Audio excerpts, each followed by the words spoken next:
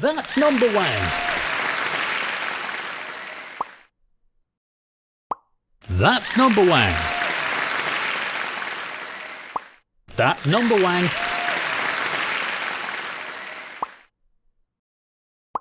That's number wang.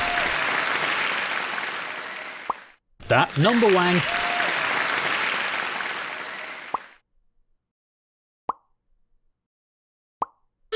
That's the number wang bonus. Triple number wang to you. Everything hinges on this final round. Yes, it's time for Wanganum. Let's rotate the board.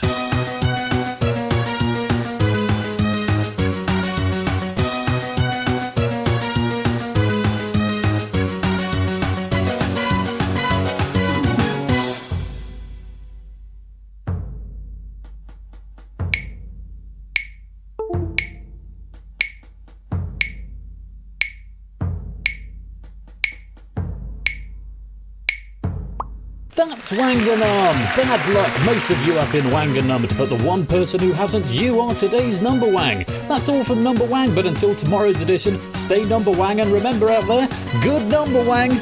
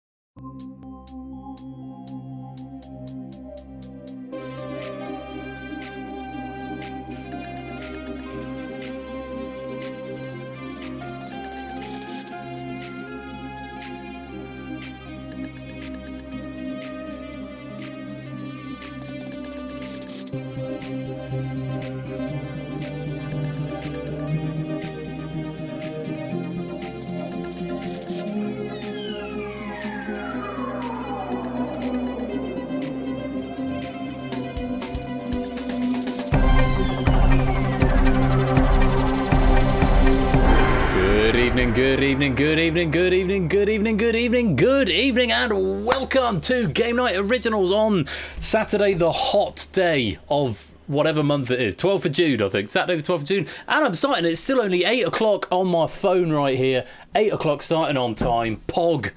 That is Pog AF, it really is. Welcome everybody, hope you're doing well, and congratulations to Brian with an absolutely sterling game of Number Wang there. It's B Huang 888 and add warm up penny. There you go. Yeah. When I sent a DangerZone. Yeah. Pog. Sorry, I got distracted by it. I didn't realise it had won because Brian won it with the first number on the final round, which has never happened before. I didn't know it could happen like that, but apparently it can, and there we go. Brian is our Number Wang champion this week. Very many congratulations. Oh, how's everyone doing? Hope you're well. It's warm, isn't it? My God in heaven, it really is warm. I'm wearing socks today like a mad person. I'm wearing trackies. I wasn't even wearing trackies until quite recently because I've only got one pair of shorts and they're currently in the wash. And I was sat here in my pants trying to get the stream all set up. Then I thought I should put some trousers on, so switched to trackies. Only wearing socks because I had a wedding today, but it is now entirely too hot. But I'm still wearing the shirt from the wedding because nice to. Did you get sunburned? I had a wedding with Kira, useless noisemaker, who's just here in the chat. I thought your in-laws were over, Kira. You were going to be here tonight. Not that it's not great to see you again, but Kira got sunburnt going to the pub. We went to the pub after the wedding. It was a lovely wedding, and yeah, we all got a bit warm. It is really very hot at the moment. I'm going to stop saying that because it's just such a stereotypically British thing to say. Oh, they went home after we went for dinner. Oh, Pog. Got the evening free. Fantastic. Well, hello to you all on this 12th of June. It's Proogs here. Because if Proogs is here, I've got to redeem his Show Me the Kitty. Oh, my wife has my wife gone to sleep? Has she gone to sleep? Yeah, she's gone to sleep. She's gone to sleep. She's fallen asleep on the bed. She does that a lot. So, well, what have we got tonight? Lots of stuff on. We've had number 1, which Brian has won. We've then got Danger Zone, which we're going to be playing in a minute. Danger Zone 2 with questions from the Lupine one. Hurrah! Cue Alan Rickman. Okay, Matt, I will resolve that on the first question of Danger Zone. I know I said that last time, so I must have to, and then I didn't do it. So I'll try and do at least 2 in the voice of Alan Rickman tonight to make up for it. So, yeah, Danger Zone 2 is written by Lupine. Nice question pack, and many thanks to Samster for proofing this. We've then got The Pyramid with questions from Colo. Always good fun. Now, those of you who are astute will notice that's probably not going to be quite adding up to 2 hours, especially if we're starting on time, which it looks like we are. There's stuff coming at the end, so don't all run off. Do stick around for stuff later on, because you don't want to miss out on stuff. It's always pog when there's stuff. So let me initiate that bonus, and let's get this lobby open. If you want to come and play Lupine's Danger Zone pack, let's get this game underway. Isugva sounds a bit rude. DZone 73 is the code if you want a bonus penny, and Isugva is the code if you want to come and play the game, or type of both if you want both. Oh, can I unbutton my shirt? I don't know what the rules are of Twitch. If I unbutton my shirt, am I going to get, like, fired or something? I would not like that. Oh, so what's everyone been up to? I've had a wedding today, as mentioned. Had a nice wedding. That was fun.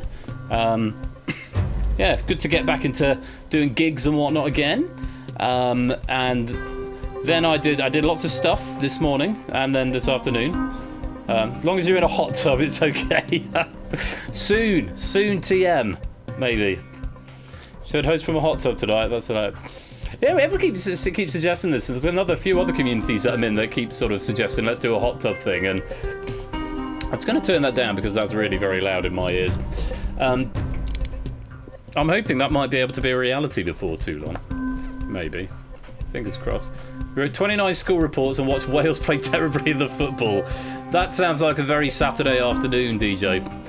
Commiserations on the school reports. So school reports were horrible. I remember writing school reports when I was a school teacher. I didn't just write them for fun as like sort of an extra hobby or something. No, I used to be a teacher a long time ago.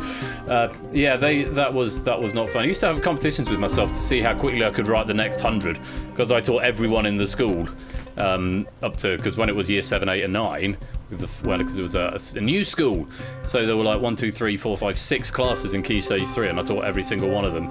So, 6 times 30, 180, no, more than that. There were a lot of reports, anyway, put it that way. 100, oh yeah, times 2, because I did drama as well, so 360 reports was POG, but not all the same time of year.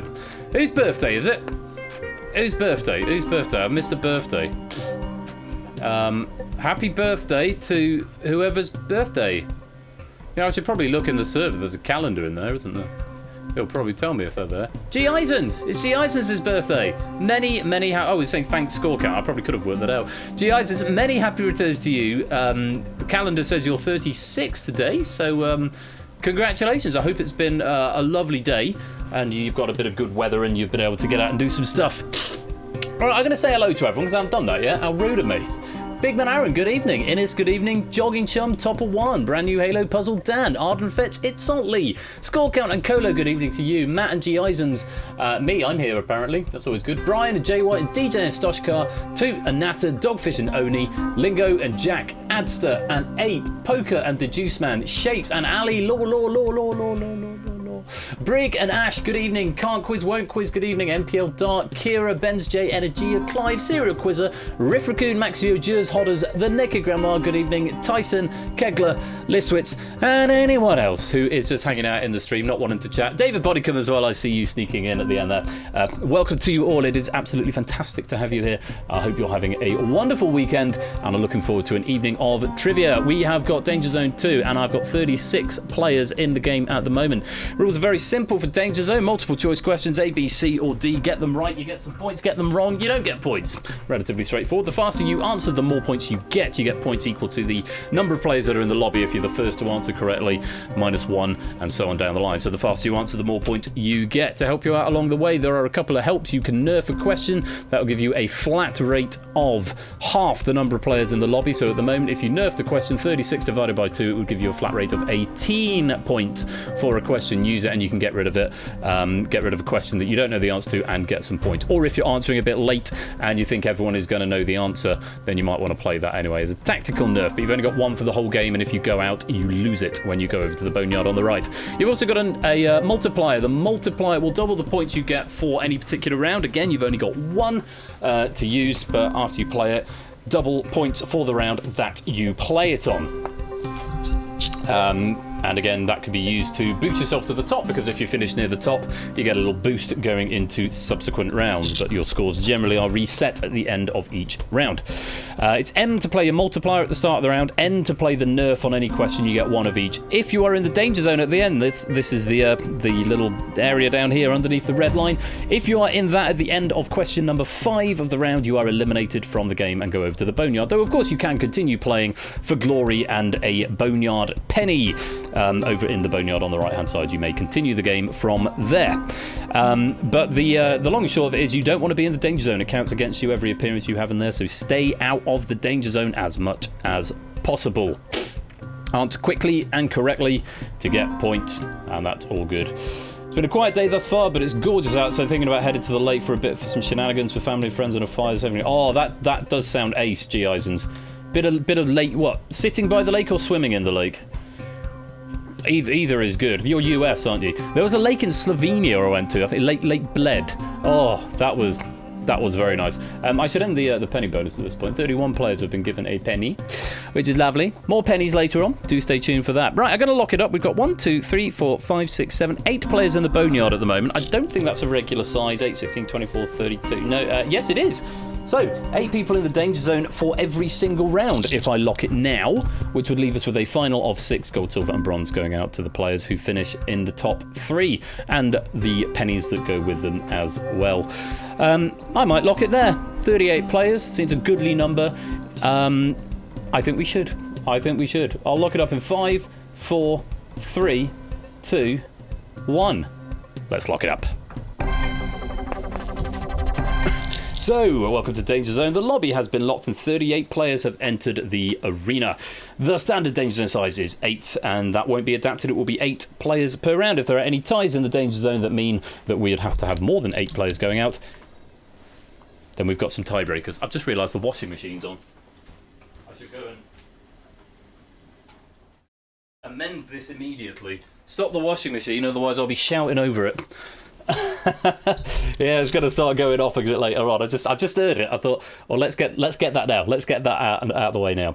So 38 players in the arena. Very best of luck to you all. So first question you need to decide is whether or not you're going to use your multiplier on this first round. Remember, double points on this. If you use a nerf and a multiplier, if you use a nerf in a round that you're multiplying, you don't get double points for the nerf question, and the nerf technically doesn't count as a correct answer when it tots up your scores. It's just a blank question that you get 3 points for, but it doesn't count as a correct question. More on that a bit later on. But if you want to play the multiplier, it's M for multiply, or 3 exclamation marks either into public chat or to Persephone's Twitch. But my preference, as ever, is to the bot. But you might want to type into public chat if you like. Just anonymizes your answers to the bot. But if you're on mobile, it's obviously a little bit easier to get it into the public chat. So, Lupine 1's question pack, as proofed by Samster. Very much looking forward to this. It is a little bit, I think Samster said, it's a little bit sort of pop culture-y, media-y, sort of heavy. Not enormously, but there's a little bit of an angle, a little bit of a leaning that way. We'll see how you get on with it. Best of luck. So M to multiply, 15 seconds to make up your mind if you want to play your multiplier on round 1, which is watching the detectives. What could that be all about? Colin's multiplying. Anybody else? And Brian and Matt. Just the 3 players playing a multiplier here. So, watching the detectives. We're going to find out what this is all about. I have got the questions open here.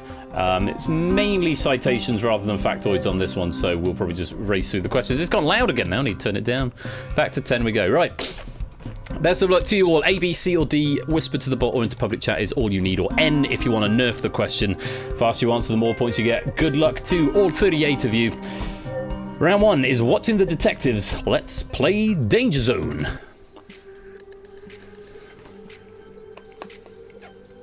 Here we go then. Question number 1. A Kickstarter campaign to fund a follow-up movie to which American TV series raised $5.7 million in 2013? Was it A, Veronica Mars, B, The Shield, C, Monk, or D, The Wire?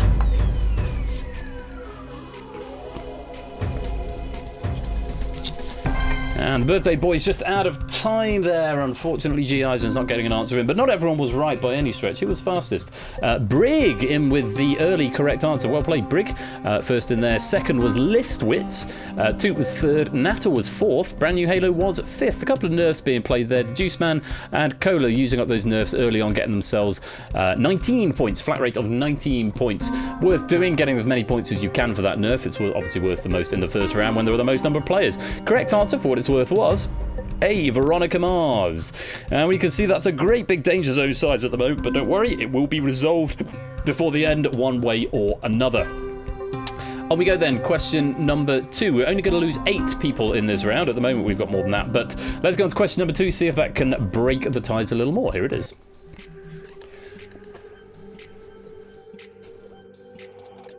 Question 2. In which British crime drama does Sarah Lancashire star as Catherine Carwood? A, Wire in the Blood, B, Happy Valley, C, Silent Witness, or D, Line of Duty?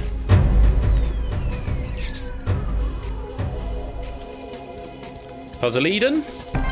No answer from Puzzle Eden that time. Most players getting this one right. I feel like I know this one, but I can't quite place where I know it from.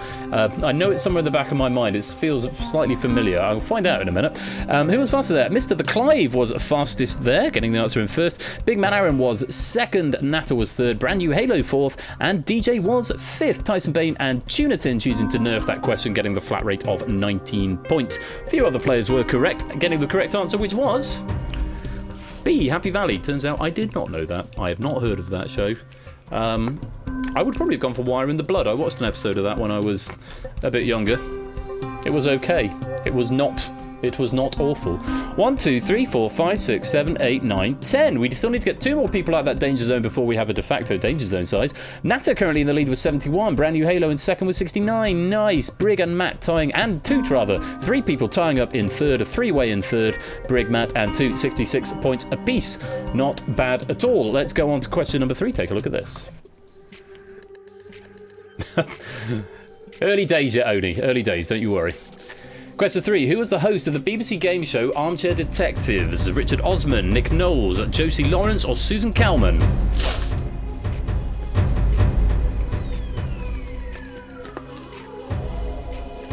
Can we get everyone to answer this time?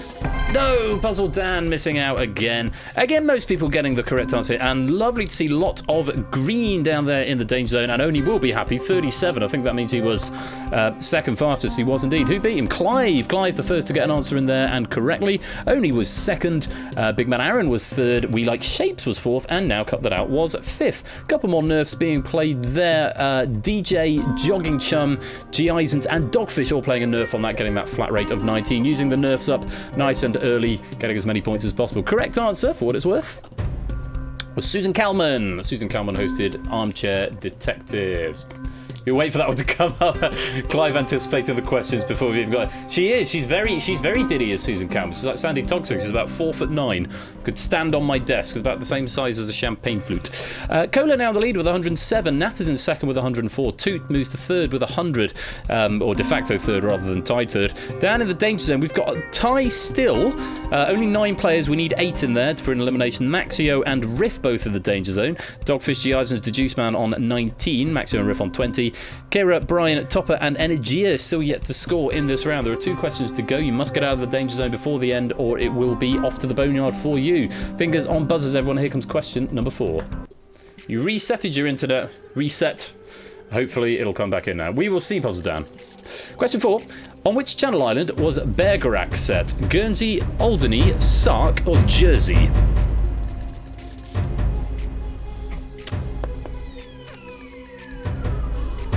Hey, we got an answer from everyone that time. Lovely, lovely, lovely. But not a correct answer from everyone. Maxio is going to break that tie by getting a correct answer there. Looks like it could have been Nerf. Likewise from Topper 1, both hitting at 19 points there. Let's take a look. Big Man Aaron was the fastest here. Oni was second. Brand New Halo third. Brig was fourth. And Hodders was fifth. Nerfs played there from Topper and Maxio. Pokenut and Kegler and MPL Dart all playing Nerfs on that question. Correct answer, incidentally, was D, Jersey. And there we go. We have broken the tie. Topper not quite managing to find his way out of the danger zone yet. Riffacoon on 20, just 1 point below Jers and Sparrow Castle, who are safer now, but in potentially imminent danger. There's not a lot of points in there. All it takes is a couple of wrong answers. It could be very, very ugly very, very quickly. Topper, Dogfish, Giasons and Deducement all on 19 in the danger zone. Kira, Brian and Energia also there yet to score. Up at the other end, Colo comfortably in the lead thanks to that multiplier 171. Brand New Halos in second with 134. Tooters in third with 130. Those three stand to get boosts going into the next round. Everyone else who survives your points will be reset. One more question though, first of all, up to 38 points, or if you've got your multiplier on, then 76 points available for this question. Very best of luck. Question number 5, take a look. Yeah, Natter, I'd have gone with Sark as well. No idea why. But yeah, that's what I'd have gone with. Question 5. In the ITV crime drama Rosemary and Thyme, who played Rosemary Boxer? Felicity Kendall, Pam Ferris, Linda Robson, or Vanessa Redgrave?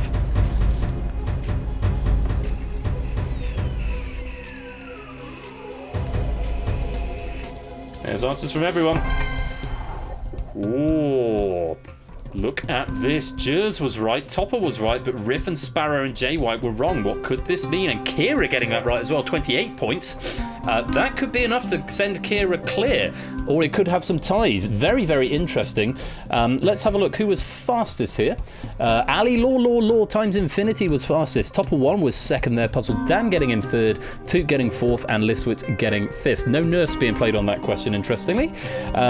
So there's a number of people down in the danger zone who've got a nerf but didn't use it. Could be about to lose it if they go over to the boneyard after this final question of the round. The correct answer was A, Felicity Kendall, and my, we have got a tie-break, and it's quite a substantial gap, it has to be said, between those in the danger zone and those free. Maxio at the bottom of the safety pile with 39, and even then there's a gap up to Pokenuts on 46, but going the other way from 39, 11 points underneath is Jay White on 28, as is Kira. So Jay White and Kira, you will be going into a tiebreaker in just a minute to fight for your survival. Also in the danger zone, though, Sparrow Castle on 21, Riff on 20, Dogfish Giasons, Deduceman on 19, Brian and Energia did not score. Unfortunately for you guys, you will be eliminated, but Jay White and Kira are going to scrap it out in just a second. Up at the other end, though, Cola comfortably winning the round with 233, Toot in second with 165, Brig finishing in third with 156. Well done to you three. You'll get boosts going into the next round, a little advantage to start you off, and you'll be joined in round 2 by Brand New Halo, Matt the Ref, Big Man Aaron, Natter, Oni, Serial Quizzer, We Like Shapes, Ali Law, Hodders, It's Sotley, Jack Wilfred, MPL, Tyson, Clive, Listwitz, Puzzle Dan, Adster, Topper, Jers, DJ, Kegler, the Necrogram, Artunitin, Jogging Chum, Pokenuts, Maxio, and either Jay White or Useless Noisemaker. Your scores will be reset to 0, and you will have to start building up again from scratch. But for now, we've got the small matter of this tiebreaker. Either Jay White or Kira will be going into round 2, and one of them will be going to the boneyard. Let's go to your tiebreak question. So as it says here, players highlighted in yellow are eligible for this tiebreaker, Jay White and Kira. The answer will be in the form of a number. Nerfs are inactive. Even though you both have them, you cannot play them here. They won't do anything. Whoever gets closest to the number will keep their score of 28. Whoever is further away will lose a point, go down to 27, and be eliminated from the game. So type your answer as a number, not as words, not as... no decimals, no commas, periods, full stops, or anything like that. Just as a regular number. It will be a whole number, and whoever is closest will go through to the next round. Very best of luck to both of you. Here's your tiebreaker question. And I think it might be Shapes I have to thank for this one, because it's a leftover from the Super Week pack. According to the UK Home Office, how many countries are designated majority English speaking, exempting their nationals from having to take an English test when applying for a student visa? How many countries? Jay White's in. Kira, get an answer? And Kira's got an answer. Tricky question. You're not going to find that one out in a hurry, are you? So, estimation. How many, according to the UK Home Office, how many countries are designated majority English speaking? How many countries in the world? Around about 200 of those. How many are majority English speaking? 40 would be my guess. I would guess 40. Nata would say 120. Wow, okay. Well, we won't find out what Jay White and Kira has said. They may want to tell us in the chat. It's my day job, so I look at this list every day. Well, let's find out. The correct answer is 19. It's as low as 19. And Kira was closer. So maintains the score of 28. And Jay White sadly drops by a point into the danger zone and unfortunately will be eliminated, just 19. And Shapes is now going to rattle them off for us and tell us all exactly what they are. No, maybe not. Welcome to Sparrow Castle, Tunitin, Cetra and Dante. Just noticing you joining the game on the chat tracker. Welcome to you four. Hope you're having a good time. So, Kira, you survive and get to go on to round 2, but unfortunately, Jay White, Sparrow Castle, Riff Raccoon, Dogfish, Giesens, the Juice Man, Brian, and Energia. It is the end of the round. You are in the danger zone, which means we have to say goodbye.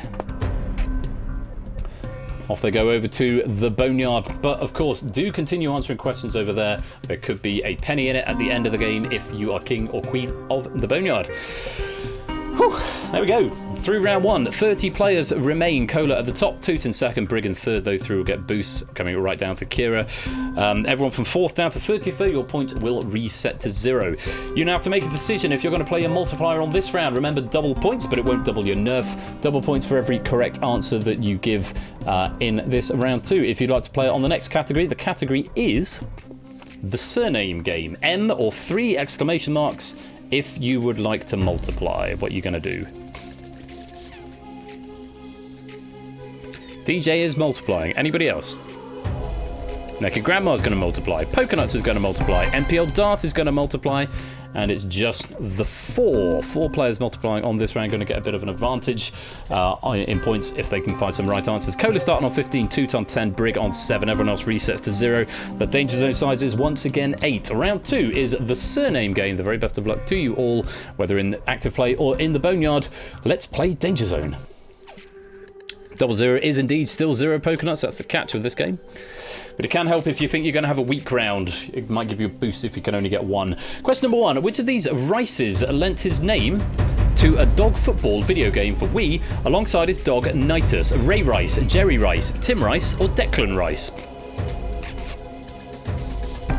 I did not understand that question on reading that. I thought that might have been a typo. I thought, no, Samster and Lupine are sharper than that. Then I saw the answer and it made more sense. Which of these Rices lent his name to a dog football video game for Wii alongside his dog Nitus? Ray Rice, Jerry Rice, Tim Rice or Declan Rice? Quite a few people getting this one right, actually. Nata was the fastest, Puzzle Down was second, Toot was third, Kegler was 4th, and NPL Dart was 5th. No nerfs being used on that question. The correct answer was B, Jerry Rice, who I've never heard of. Annika Rice, Jasmine Rice, Rice Pudding, yeah, Ambrosia Rice. Basmati rice, special egg fried rice, yeah, egg fried rice, special fried rice, pilau rice. We'll be here a while if we're going to name the entire Indian restaurant menu. NPL Dart now in the lead with 52. Now cut that out, moves to second with 38. Cola in third with 35. Currently got just over half of the players in the danger zone, 17 out of 30 on 0 points, but still got 4 questions to go through in this round. Let's go on to question number 2 of the surname game. Here it is. Rice of the Planet of the Apes. Very good. Question 2. Which of these Murrays played Peter Venkman in Ghostbusters? Bill Murray, Andy Murray, Colin Murray, Pete Murray.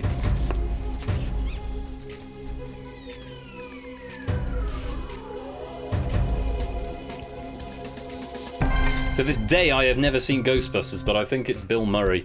Adster, Maxio, and Kira all incorrect on that one. Clive was the fastest there. Ali was second. Big Man Aaron was third. Toot was 4th. Pokenuts was 5th. Again, no nerfs being used here. The correct answer was... It was a Bill Murray. So, there's a bit of a change to the scores. NPL Dart already at the 100 mark after just 2 questions. Thanks to no small part, to that multiplier and some quick answers. Toots in second with 65, Brig in third with 55. Down in the danger zone, Oni on 15, Shapes on 13, it's Totley on 8, Tyson Bain on 7, Brand New Halo 6, Maxio, Adster and Kira still yet to score in this round, but we have got our standard danger zone size of 8. Let's see what happens as we go on to question number 3. Take a look at this. Yeah, Andy Murray's a tennis player, isn't he? Which of these Hancocks is an American slang term for someone's signature? Great question. Matt Hancock, Nick Hancock, John Hancock, Tony Hancock. Herbie Hancock. Oh, no. No Herbie there. So that is commiserations, yeah. This is the one on the Declaration of Independence. This is when John Hancock. Matt Hancock, the current health secretary in the UK. Nick Hancock, I think he was an actor, comic actor or comedian from the 70s and 80s, maybe. Or maybe, no, that's Tony Hancock. Tony Hancock is the comedian. Who's Nick Hancock? Or maybe he's the actor who was in Mr. Bean. And then Tony Hancock was the comedian. I forget. Bless me.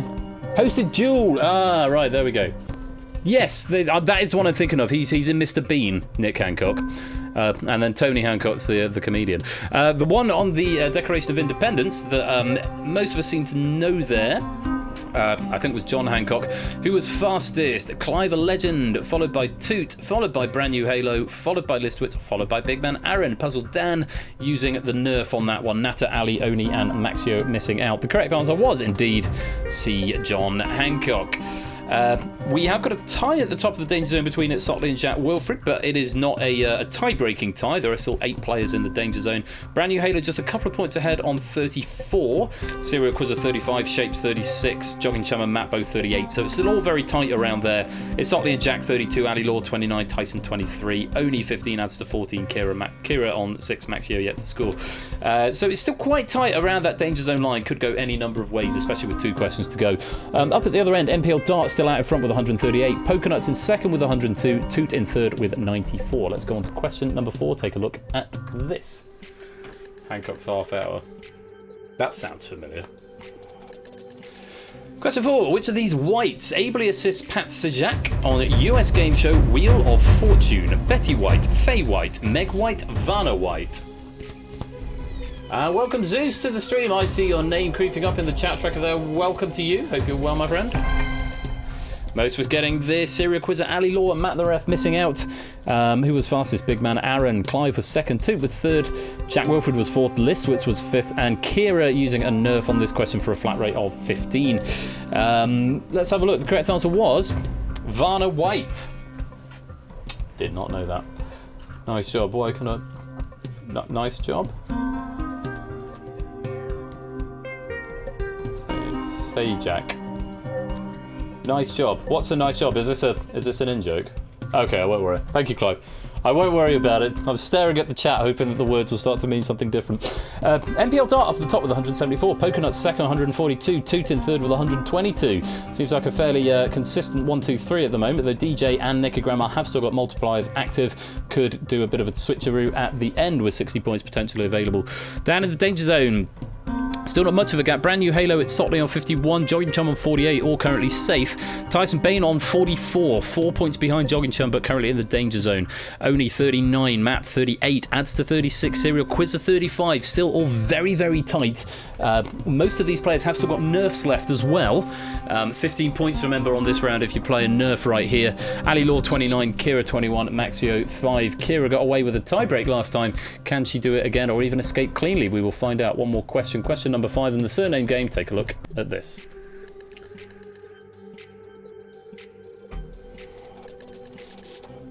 Which of these Joneses is the title of a single by the Supremes that was later covered by Bananarama? Martha Jones, Nathan Jones, Peter Jones, Duncan Jones.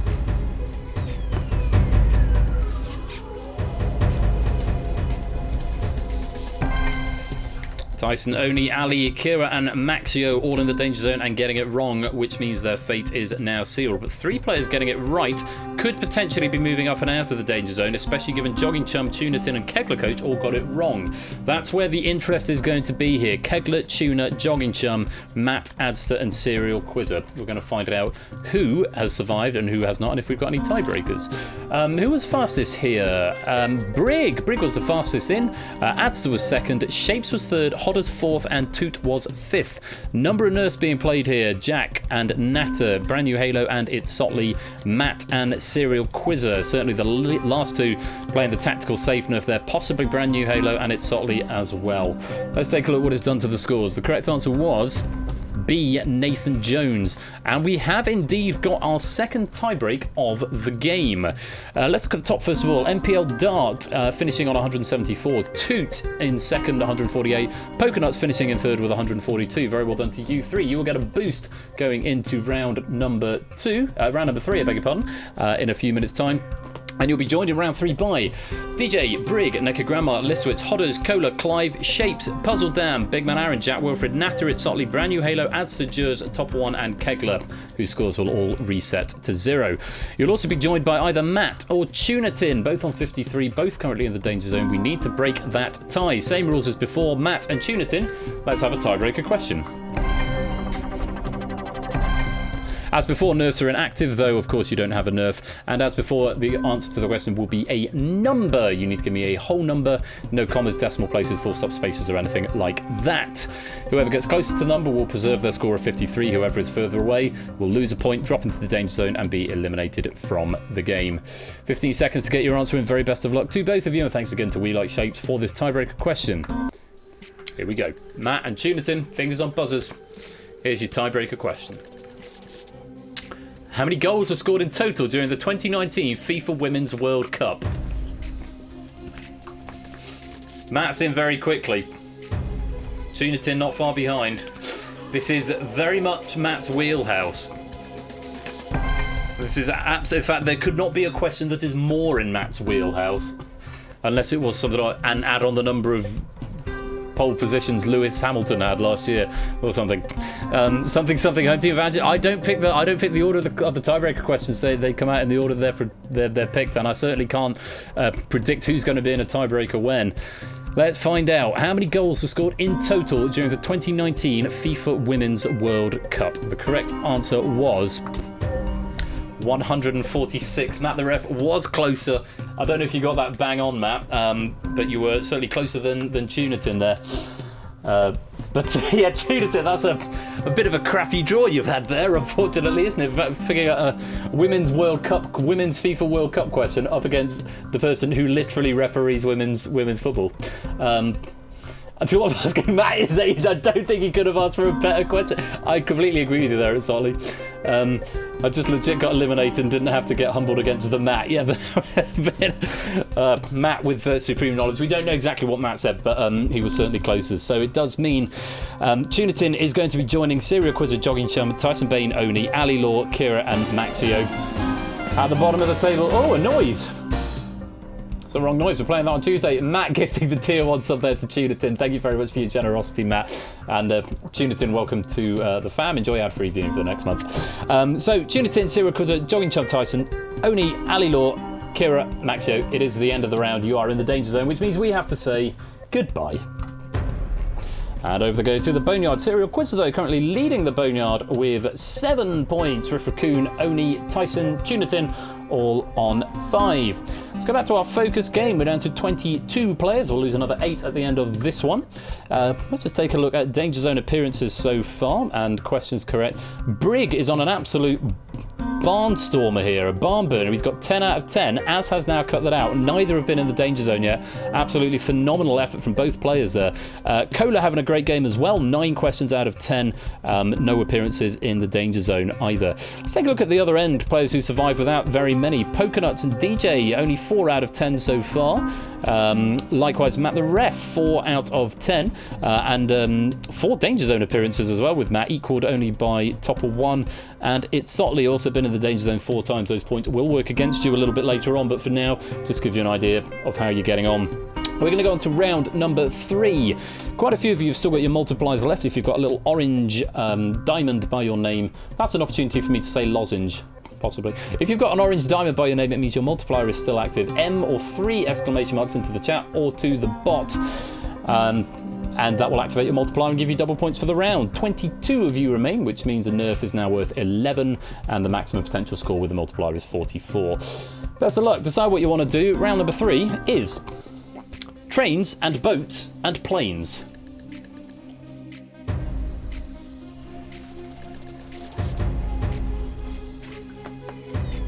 A few more multipliers getting played here.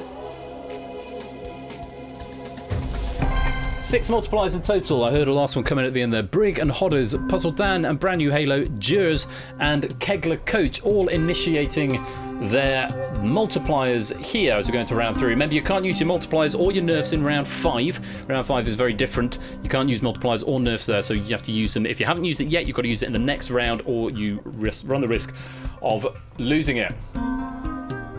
Oh, I see. Ash has just pinged me what that reference is all about. I'm going to top up my glass, have a penny for me leaving the keyboard, and I'll be back in just a second.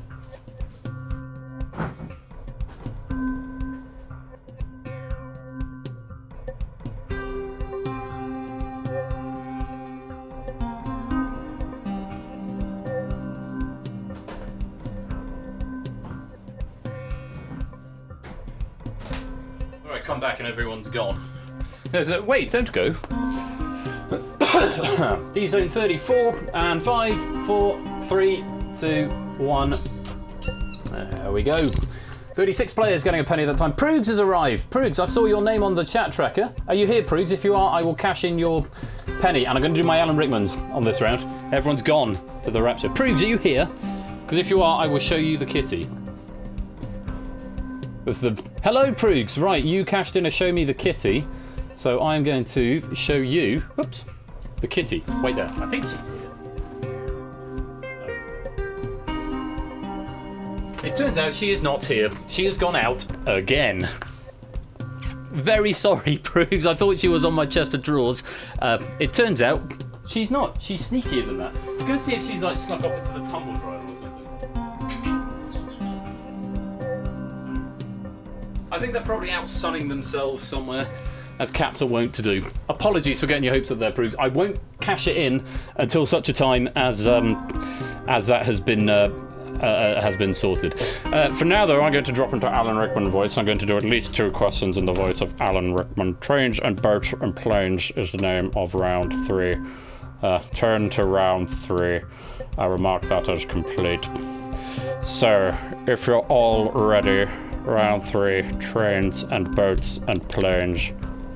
Let's play DangerZone.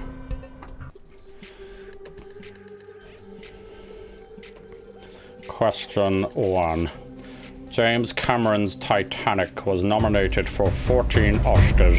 How many did it win? A. 11, B. 12, C. 13, D. 14. And I'm just going to come out of... thanks, Kira. I'm just going to come out of Alan Rickman for a minute. Oh, God, that sounds dodgy. Because we changed this question. It's not very... It's nowhere near Sean Connery score. Pipe down. We changed this question. Samson gave me some notes to change this question. And I'm now wondering why it hasn't updated. Let me have a look.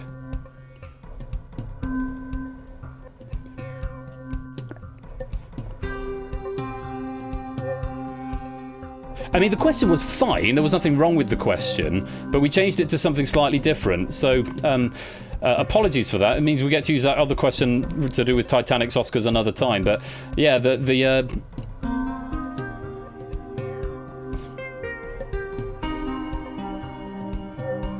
yeah, we completely changed that question, and that's the cell I've copied over. I've genuinely no idea how that's not copied over.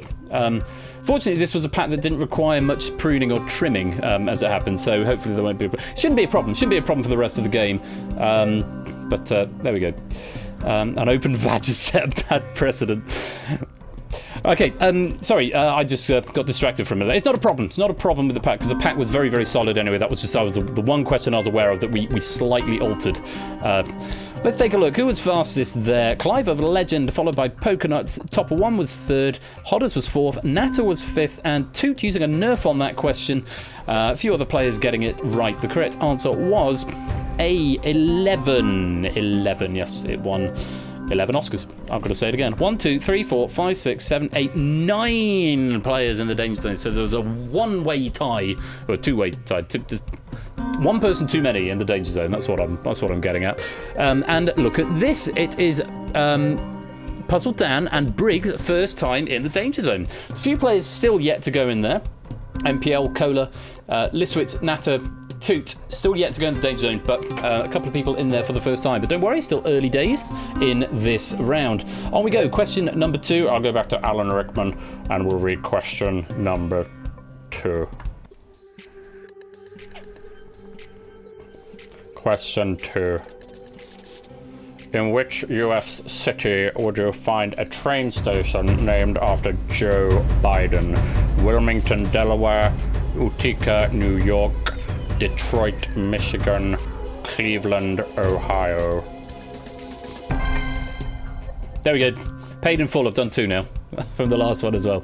Let's take a look. Who was fastest? Jack Wilfred was fastest, followed by Topper 1. Hodders was 3rd. Brand New Halo 4th. Listowitz 5th. And Big Man Aaron using a nerf on this one. I imagine... More questions about Joe Biden, please. I imagine it's Wilmington, Delaware, because isn't that where he was senator for so long? I imagine it's Wilmington, Delaware, but I might be wrong. Let's take a look. The correct answer is... Wilmington, Delaware. How about that? And we have resolved that tie in the danger zone. We've got players with points in the danger zone. Natter 18, DJ and It's Sotley 14, Cola and Necograms on 13, Aztec Shapes and Matt still yet to score in this round. Up at the other end, Hodders in front with 78, Kegler's in second with 46, Topper's in third with 41. Notably, Topper not with a nerf. Still potentially got that nerf for round 4 if he wants to use it. Let's go on to question number 3. Take a look at this. I might just drop back into Alan Rickman just to see if I can do 3. Which model of Boeing aircraft is marketed as the Dreamliner 777, 767, 787, 757, 394? Wow, a few people getting this one wrong. Notably, most of the people at the bottom end of the pack are getting this one wrong. Who was fastest here? Big Man Aaron was fastest. Jack Wilfred was second. Natter was third. Hodders was fourth. And Toot was fifth. Clive using up a nerf on this question, taking the flat rate of 11 points for this. Let's take a look. Correct answer was... It's the 787. I would have thought the 747, but that wasn't an option. It's the only one I've heard of. We have still got the standard size of Danger Zone, even though there's a tie between MPL and It's Sotley at the top, 28 points each. Still not much of a gap. Puzzle Dan and Jers just 2 points ahead. Clive just 3 points ahead of that. So it still could go anyway. In fact, right up to Big Man Aaron on 49 with 2 questions to go. This is still wide open. Hodders way out in front there with 116. Brand New Halo's second with 68. Brig, having been in the Danger Zone, has now climbed back up to third now with 56 points. 8 players in the danger zone. Can they get out of there? They've got 2 questions in which to do it. Fingers on buzzers, gang. Here comes question 4. Back to me now. From which Paris terminus do Eurostar trains to London depart from? A. Gare de Lyon. B. Gare Montparnasse. C. Gare d'Austerlitz. Or D. Gare du Nord. Forgive my French pronunciation. I dropped French sooner than I should have done. I wish I could speak. My wife can speak French, but I can't. Source of great envy. There's a lot more green at the bottom now. Who was fastest here? Wow, DJ in the danger zone was fastest. Toot second, Brig third, and then 2 other players in the danger zone getting 4th and 5th, Adster and Matt respectively. Liswitz going for the nerf on this question for the flat rate of 11 points. Could be a sensible move, get some extra points because they are not a million miles away from that danger zone line, especially with so many people underneath them getting that one right. Correct answer to this question is Gare du Nord. Gare du Nord. Hodders still in front with 144. Brand New Halo 98. Brig just 2 points behind in third on 96. Down in the danger zone, it is close. Very close. Clive in the danger zone with 33. DJ 3 points ahead on 36. Nata 2 ahead of that, 38. MPL 2 ahead of that on 40. Topper 1, 41, 43, 46, 46. It's all very close. About 13 points. There's about 6 players. About 13 points clear of the danger zone, which is not insurmountable with 1 question to go and 22 points available. Clive, Puzzle Dan, it's Sotley and Cola, adds to Matt, Nekigrams and Shapes. You are all in the danger zone with 1 question to go. It is still technically anybody's game depending on what happens. The very best of luck to you all. Question number 5, take a look at this.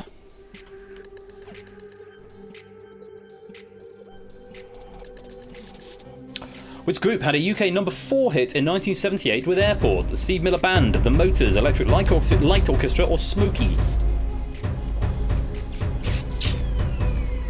There's all players locked in from the main games. There's a few more to answer in the Boneyard. Ooh. Now, my, this could be interesting.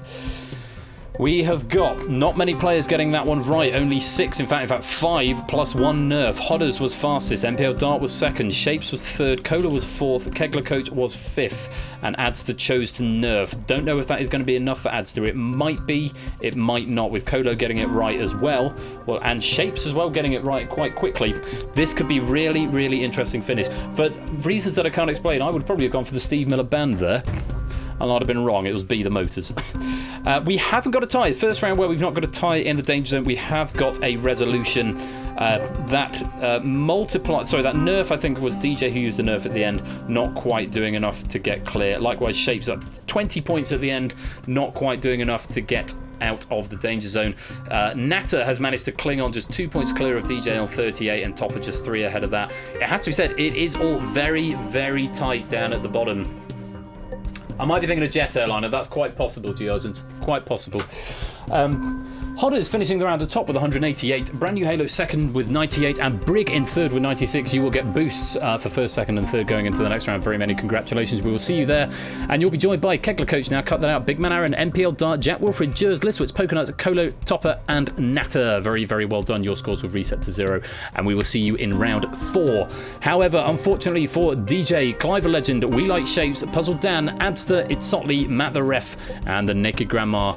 For you 8, it is the end of the round. You are in the danger zone, which means we have to say goodbye. 3-way tie at the top of the Boneyard now, going for that extra penny, remember. If you win the Boneyard, Riff, Oni, and Shapes all on 9 points each.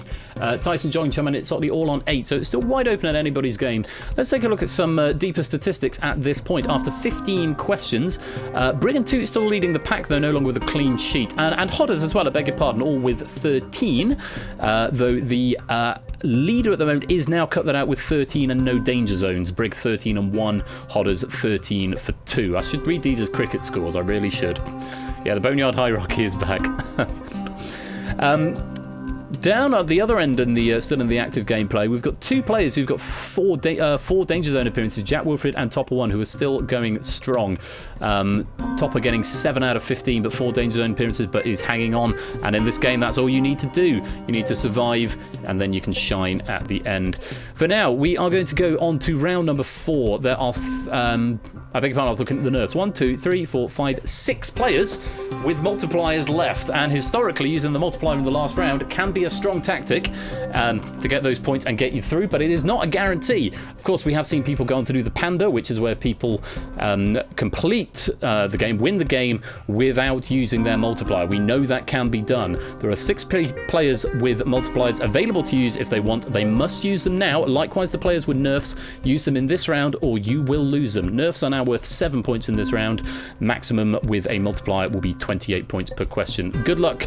3 exclamation marks or an M to chat or to the bot if you would like to play your multiplier on round 4, which is You're Breathtaking. Listwit's the only one yet to activate a multiplier who's got one. Is he going to try and play the Panda? Is Listwitz going to try and play the Panda? Holy cow! Listwitz is going to try and play the Panda. Well, I doff my cap to you, Listwitz. Karmically, who deserve to get to the final, and then if you can win the final, you do get that coveted panda emoji. But if you don't get through this round, then you will be eliminated. 8 players will be eliminated, leaving 6 in the final. Hodders on 7, Brand New Halo on 4, Brig on 3, everyone else reset to 0. You've got this round to use your nerfs. Use it in the next 5 questions. If you don't, you will lose the nerfs whether or not you survive. Listwitz has already given up the right to use that multiplier. Let's find out what happens. Very best of luck. Round 4 is You're Breathtaking. Let's play Danger Zone. Here we go then. Question number 1. In Bill and Ted's Excellent Adventure, Keanu Reeves plays Ted, but who played Bill? Dana Carvey, Crispin Glover, Alex Winter, Robert Downey Jr.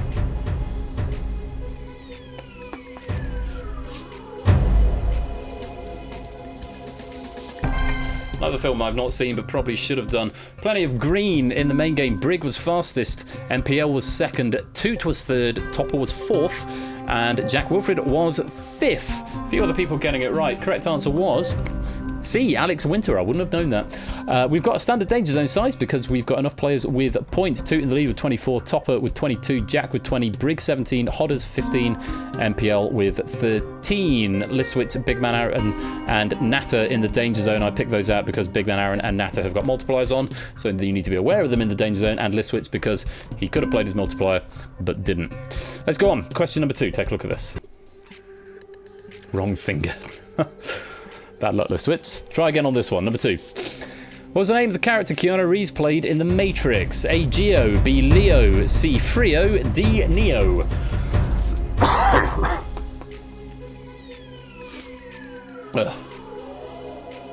Still phlegmy from last week. My cold from last week. Lovely to see a whole sea of green there. Everybody in the main game getting that one right. Who was fastest? Brand New Halo, followed by Natter, followed by Listwitz, followed by Big Man Aaron, followed by Brig. Everybody getting it right though. Let's take a look. The correct answer, as most of you know, was D. Neo. Oh! Look how tight this is. I mean, not for Topper. Topper's in the way in front with 36, but then Brig 27. Toot, Jack, Natter, all 26. Brand New Halo, 25, all safe. Then into the Danger Zone, Hodders 24. Then just 2 more points down. Big Man Aaron 22, MPL 17, Listwitz 12, Keglet Colo in 11, Pokenuts on 8, Jers on 6. Still nerfs available. Nerf is worth 7 points flat rate. So that's an example of a question where if you're going to answer slow, you might be better off nerfing it because you get more points than answering last if everyone's got it right. Here we go. Question 3. Take a look.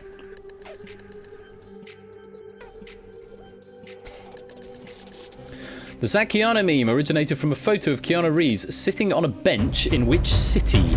A. New York, B. Vancouver, C. Toronto, D. Seattle. Kegler, not getting an answer in particularly fast there. Not correctly anyway. Only 3 people getting this one right. Big Man Aaron, Jers and Brig bother. Big Man Aaron was fastest and Jers and Brig actually going for the nerf there. If you don't know it, you might as well get some free points for it rather than guessing, and that's exactly what Jers and Brig have done there. Only Big Man Aaron finding the correct answer there, which was New York. New York. Don't know any further context than that, but yes, he was indeed in New York. Big Man Aaron now in front with 50. Topper 1 moves to second with 36. Brig into third with 34. Toot, Jack and Natter all on 26 in joint 4th place. Just a point ahead of Brand New Halo on 25 and Hodders on 24, both of whom are in the Danger Zone. So I'm just keeping up an eye on Listwitz as well on 12. Would also be on 24 at the moment had they played their multiplier. Always interesting to think about that. 2 more questions to go, which means there's a maximum of 28 points without multipliers, or 56 with. Best of luck. Here's question number 4.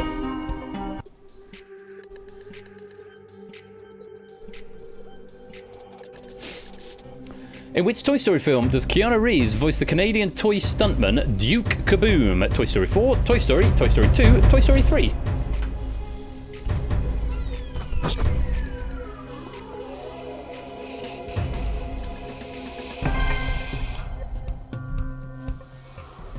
My new vape tastes of rhubarb and custard sweets. It's absolutely amazing.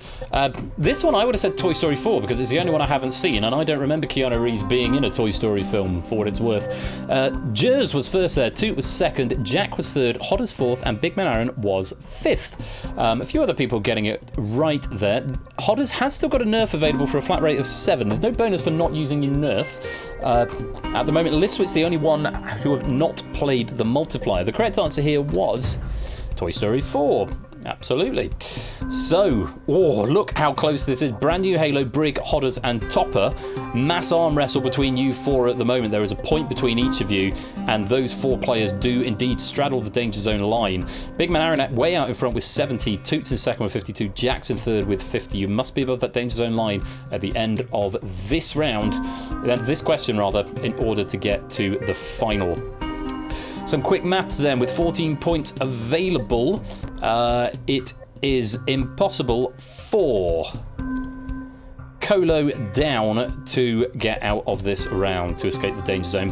Listwits up could potentially, Listwits, if they get it right first and fastest, they will get above, they were at 35 points, and then they are reliant on everyone above them up to Brig getting it wrong. It is possible for anyone but Listwits up to go out, but likewise it is possible for any number of players to go out.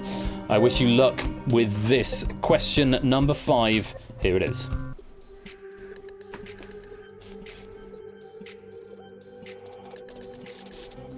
What is the subtitle to John Wick Chapter 3? Cerebellum, Antebellum, Antipasti, Parabellum.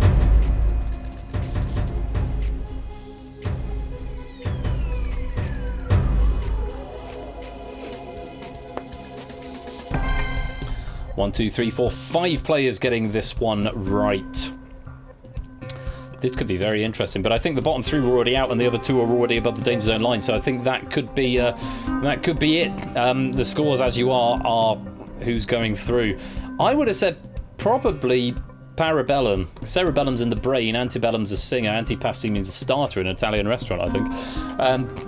Jack was first there, NPL was second, Pokenut's third, Coda was fourth, and Hodders using the nerf at the end, so every player did in the end use up their nerf, just Listwit's not using the multiplier. Probably going to be regretting that. The correct answer was D, Parabellum. Logic to the rescue. And there we have it. If you played your multiplier, you would be in the final and you would have been knocking Brig out. But as it is, hubris is indeed the order of the day and you will be eliminated from the game at this point. Brig hanging on by the skin of his teeth, just a single point ahead of brand new Halo. Congratulations to Jack Wilfred, Big Man Aaron. Now cut that out. Hodders, Topper, and Brig. You are this week's finalists. No pandas this week. No potential pandas either. And it does mean that at this late stage of the game, brand new Halo, NPL Dark, Cola, Jers, Natter, Listwitz, Pokenuts, and Kegler Coach. Kudos for getting to round 4. This is a difficult game, but unfortunately it is the end of the round. You are in the danger zone, which means we have to say goodbye. Kodo, though, now very well and truly leading the Boneyard, 16 questions out of 20 correct. And we're going to go to the final. Just before we do, let's take a look at some deeper statistics. And let's also, while we're at it, go and take a look at the Penny database and see what the medal table is for our 6 finalists. See how they have performed in the past, if they've got any history with this game. While I wait for the database to load, let's take a look and see what you're going to be starting on.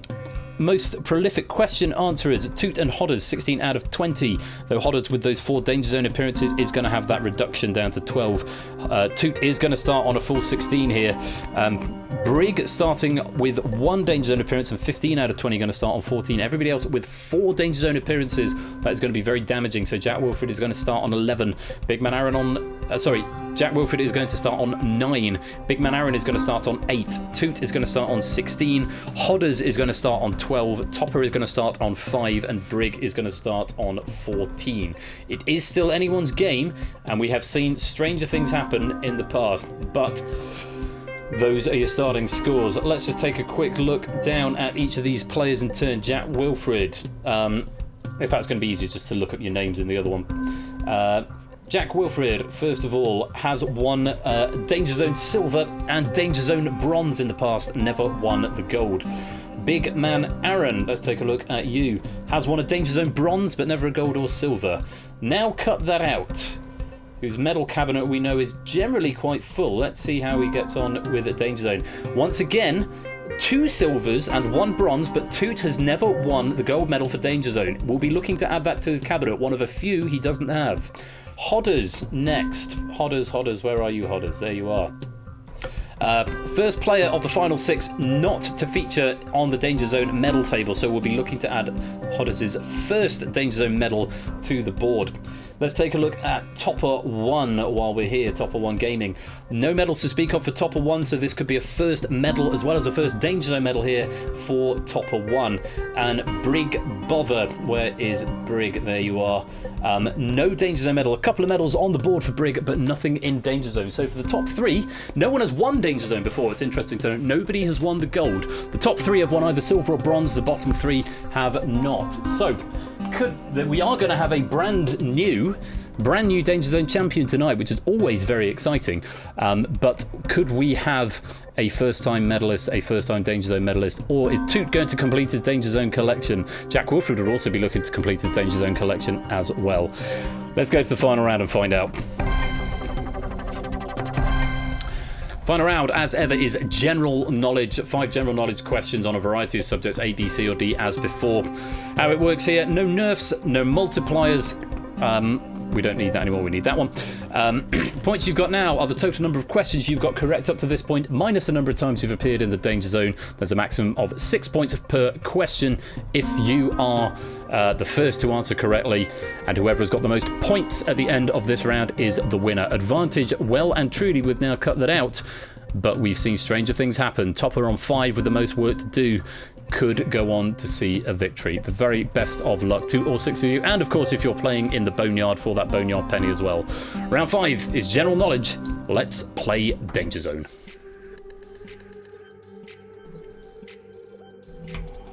Here we go then. Number 1. In which London park would you find Speaker's Corner, Green Park or Regent's Park, St James's Park, Hyde Park? Very, very fast answers from our hot seat players.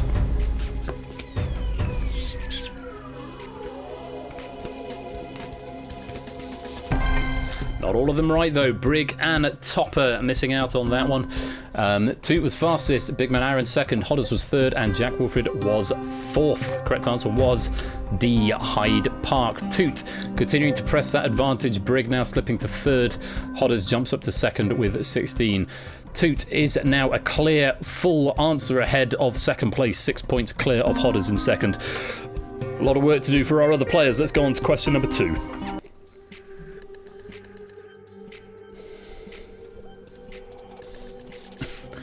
Madame Butterfly is an opera by which composer? Puccini, Verdi, Mozart or Wagner?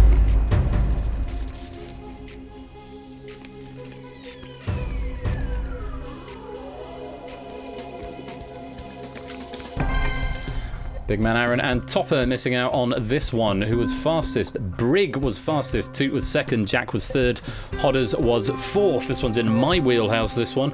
Pretty sure the answer is A, Puccini. Yes, Madame Butterfly. Changes at the top. Toot is now 1 question and 1 point clear of second. Brig in second place with 20. Toot leading with 27. Hodders with 19 in the bronze slot at the moment. Jack's got 16. Big Man Aaron 13. Topper with 5. Let's go on. Question number 3.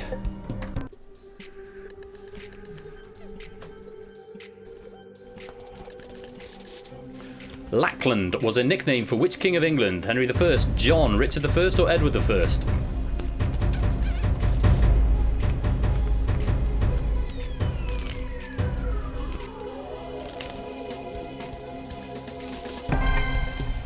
Brig and Big Man Aaron slipping up on this one. Who was fastest here? Jack Wilfred was fastest, followed by Toot. Topper was third. Hodders was fourth. I think it's Edward, and I don't know why. It wasn't, it was John. There we go. So, with 2 questions to go and 12 points available, Toot now has a 10-point advantage over both of the players in second place, Hodders and Jack Wilfred here on 22 points each. So, that means if Hodders gets the next question right, no matter what, not quite. If Hodders gets this next one right and anyone gets it wrong, then Hodders has won the game. But there is going to be a bit of a tussle still for second place, it must be said. It could still be overtaken, but it's going to be a struggle. Brig can only hope for a tie in first place now. Big Man Aaron and Topper One are out of the running for that gold medal. But silver and bronze still available, and Kolo is now insurmountable in the boneyard, it has to be said as well. 19 out of 23 so far for Kolo. Very formidable effort, so Kolo is going to get that boneyard penny. Let's go on. Question number 4. Take a look at this. Huh. Yeah, there are 2. There really are. Which of these cocktails is not traditionally made with rum? Singapore Sling, Pina Colada, Long Island Iced Tea, or a Mai Tai?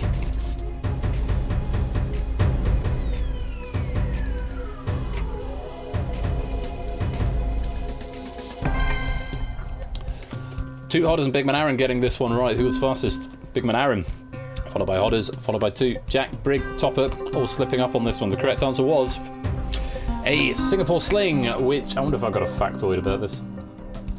Probably have, actually. I just got a recipe. Singapore Sling, cherry brandy, Benedictine, Angostura, bitters, pineapple, and lime juice to make a Singapore Sling. The other ones are all made with rum, including Pina Colada and Getting Caught in the Rain. Love that song. So, Singapore Sling was the answer, and with that, Toot has taken the game and finally gets that one step closer to completing the medal cabinet for himself. He's never won this game before. He's never gotten the gold. He has now. Very well done, Toot. But there is one more question to go. Hodder's currently in second with 27. Jack in third with 22. Jack could pull off an upset here and overtake and take the silver medal from Hodder's. Brig could not. Brig could get third, though. If Brig gets this one right and Jack gets it wrong, then it could be Brig's. Likewise, Big Man Aaron could also get the bronze. So silver and bronze still in contention. Best of luck to you all. Final question of the first game tonight is...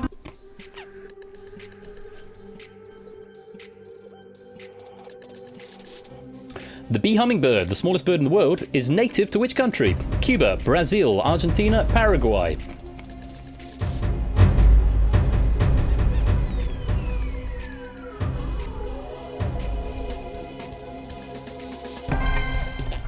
Wow, Hodders the only player to get that one right. So Hodders was the first and the only player to get it right, and is going to finish on the high scorer of questions, 21 out of 25, and followed by Toot and Cola, both finishing on 20. The correct answer was Cuba. So, Hodders with the late comeback there, just a little bit too late to secure victory. But let's go through our players. Cola winning the Boneyard, 20 out of 25. An absolutely heroic effort from Cola there. Very, very well played. You will get that Boneyard penny, Cola. As to our hot seat players, our active players, 6th place, I think possibly only first or second time finalist. 9 points in the final, 10 out of 25. 6th place goes to Topper One Gaming. Big Man Aaron, though, 19 points, 14 out of 25, 4 Danger Zone appearances. Big Man Aaron takes 5th place. Just missing out on the medal table with 20 points in the final. Just the 1 Danger Zone appearance all game, 16 questions out of 25. 4th place goes to our friend Brig Bother. The bronze medalist this week, 16 questions out of 25, 4 Danger Zone appearances and overcoming them, finishing with 22 in the final. Bronze medal goes to Jack Wilfred. With 21 questions, the high question count of the game, 21 out of 25, overcoming 4 Danger Zone appearances and getting a whopping 33 points in the final. A very worthy silver medalist this week is Hodders UK, aka Hodders Doesn't Suck. But your winner for the first time of this game with 20 out of 25 questions, the only player to avoid the Danger Zone all night and getting a staggering 36 points in the final. Your gold medalist, your champion this week is now Cut That Out. Woot toot.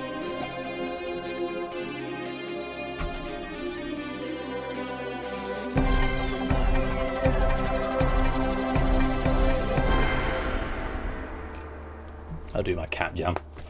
2 wins, GG's indeed. Here too, have many GG's from me. I love doing the GG thing. But I've got 3 different GG emotes here. Have many GG's from me. Now, let me assign some stuff. First of all, Danger Zone Boneyard. Let's go to Cola.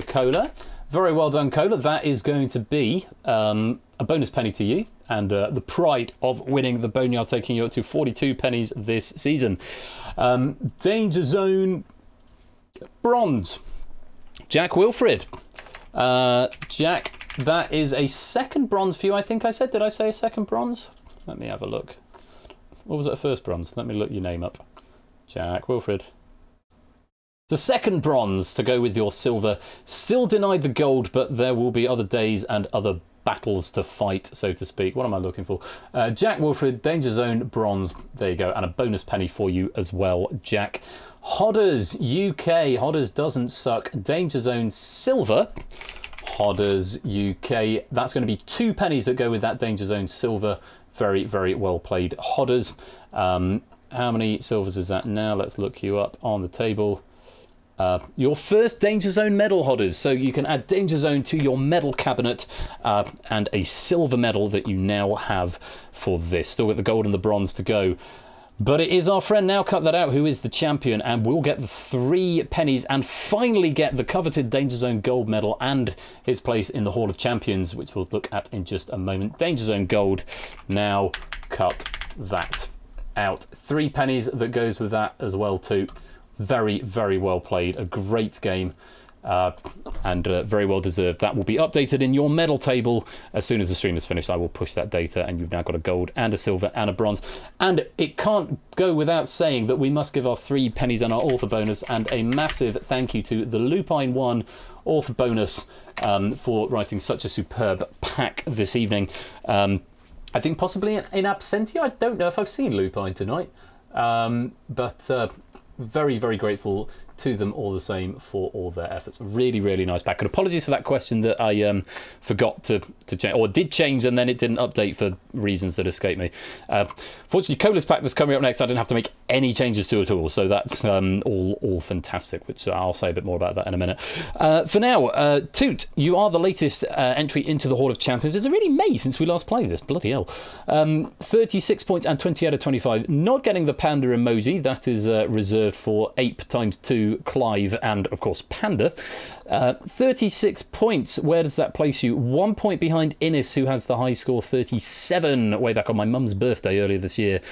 Equally getting 20 out of 25. Innes has got the high score. We don't really keep track of that. Just a little braggy thing if you want to add to that. But yeah, 12th of June 2021. Now cut that out, 36 points. We're nearly halfway through the Hall of Champions. That's when I'm going to have to do Danger Zone 3. Is that really only 3 weeks ago? It feels a lot longer. I suppose 12 minus 20. Yeah, okay, yeah. Maybe I looked at them, I was thinking of them the wrong way around. 20th of May, yeah, 3 weeks back. Love to see more pandas on that screen. The problem is everyone's got the OP tactic of saving their multiplier to around 4.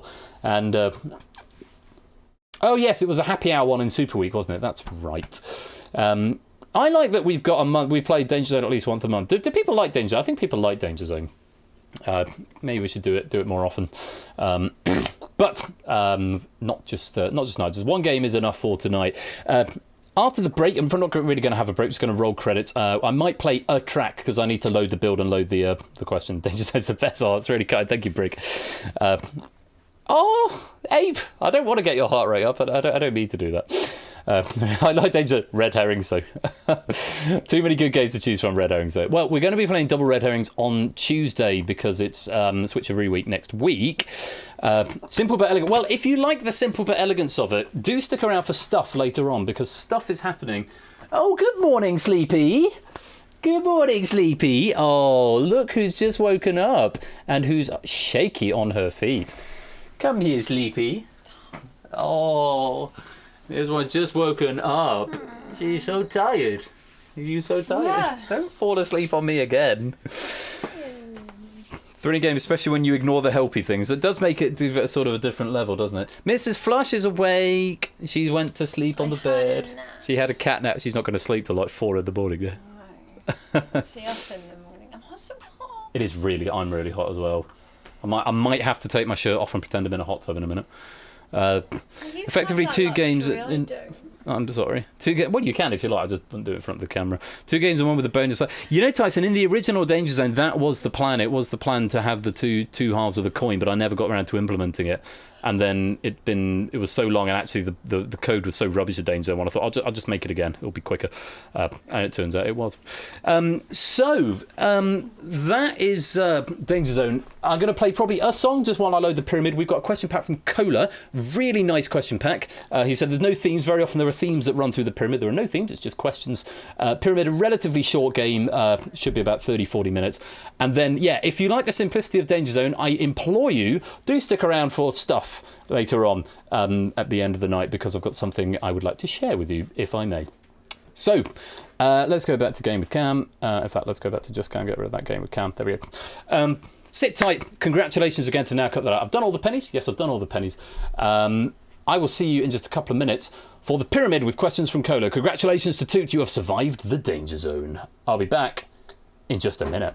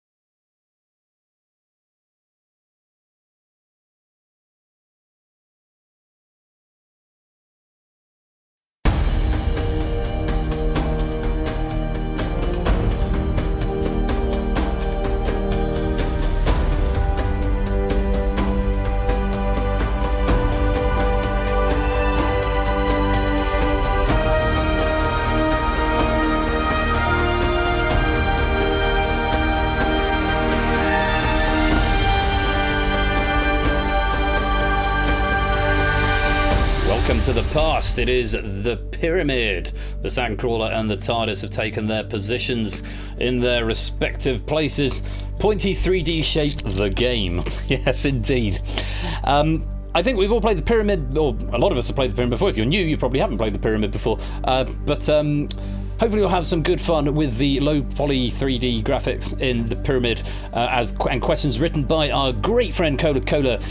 Thank you very much to Cola for this question pack. Lovely little question pack.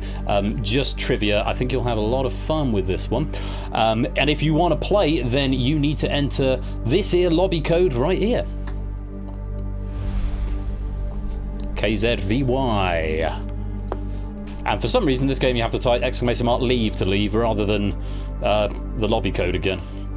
Do come and join the game. There's enough for 27, 54 players in this game. Filled up the east to the west wing pretty quick. Pop your way in. We're up to 30 already. Good number.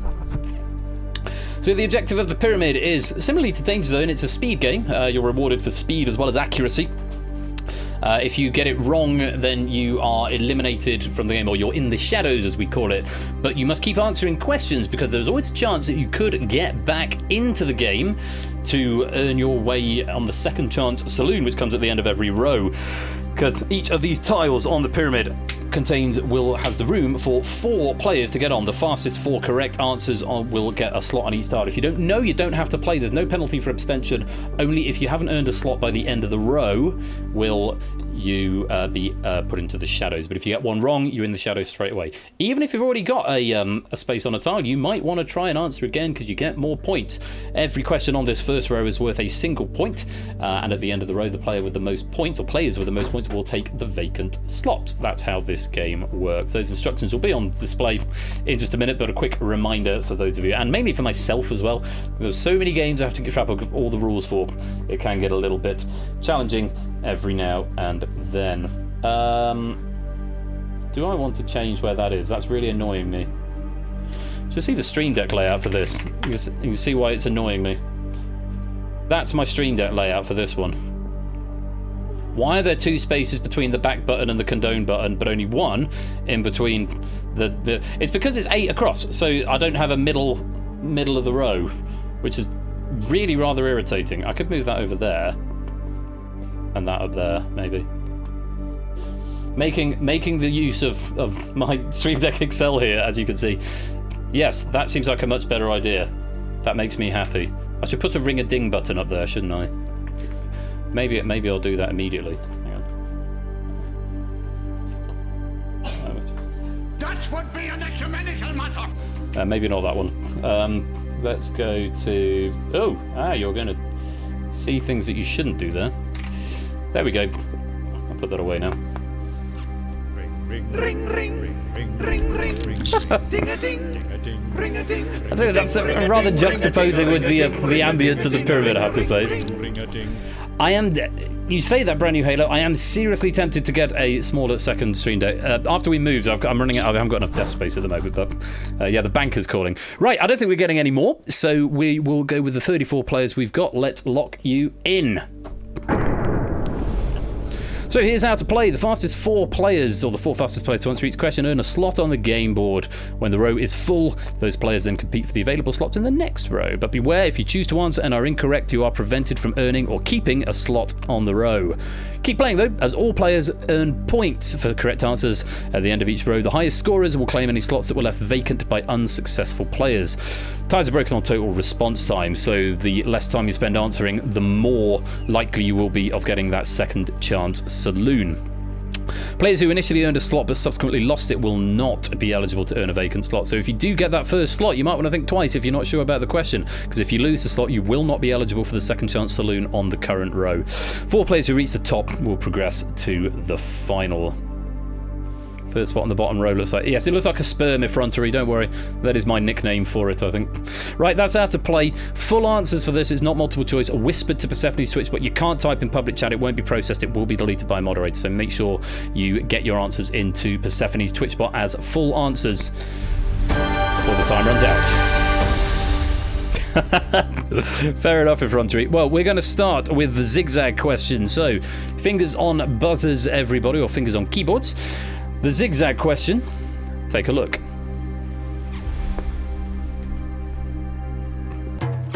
Joan of Arc was born and lived a short life in which century? Yeah, the mustache question.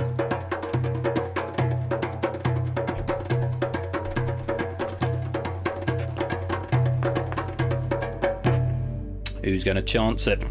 Yellow if you played. 16 of you having a go at this one. Let's have a look. Green, the correct answer, first of all.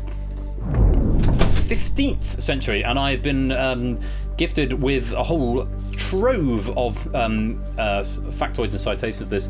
Born around 1412, he was burned to death twice by the Burgundians in 1431. It wasn't very old at all when she died, but 15th century, 1400s would also have been accepted. 15th, 15th C and variations thereupon. Green if you were right, red if you were wrong. Oh, look at this. Lots of people going for 14th, but it wasn't the 14th century, it was the 15th century, and David went for France. Not a century last time I checked. Only 2 players getting this one right, Toot and Hodders. Gold and silver from the last game as it happened, but if you attempted that and you were wrong, I'm afraid you're going into the shadows at this early stage of the game. Yes, yes, darling. Where's this artifact from? It's from the French century. It's from the French century. Yes, the French century, as my wife is saying, famed for its artifacts. I'm afraid if you didn't give me 14th, it's off to the... sorry, if you didn't give me 15th, I was going to double check that I haven't missed anyone by mistake. No, everyone is out. If you didn't give me 15th, it's off to the shadows. Yes, it's all very easy to be sassy when you're not playing. It's not me, it was her. I was just repeating. To be fair, David, you're talking to somebody who has literally just, woken up. She's just woken up, yeah. She's just woken up. Don't worry, I'm going to have all of this sass. Toot and Hodders are going through on this question, which means there are straight away going to be 2 second chance saloon slots at least at the end of this row. If you're in the shadows, don't worry, keep answering. You could earn one of those second chance saloon slots a bit later on. For now, Toot and Hodders, let's put you on to the moustache tile. Who was faster out of idle curiosity? Hodders was, followed by Toot. First 2 players through on that first question. We go then to the 2 reads question. Again, do answer even if you're in the shadows. Fastest 4 will earn a slot on that tile. 2 reads, here it is. Water, I swear maybe it is the water tile, Natter. In a website address, the letter P in HTTP stands for what word?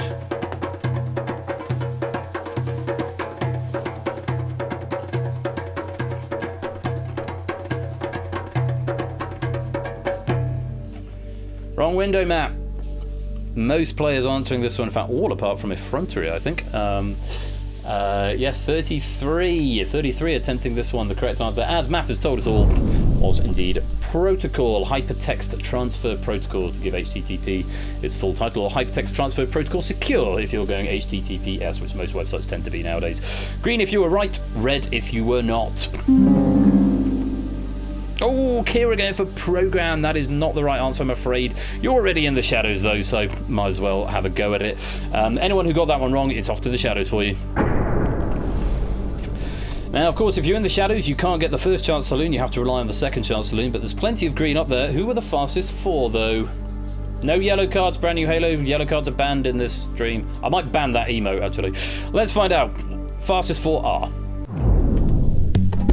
AB Me, brand new Halo, Clive a Legend, and Oni.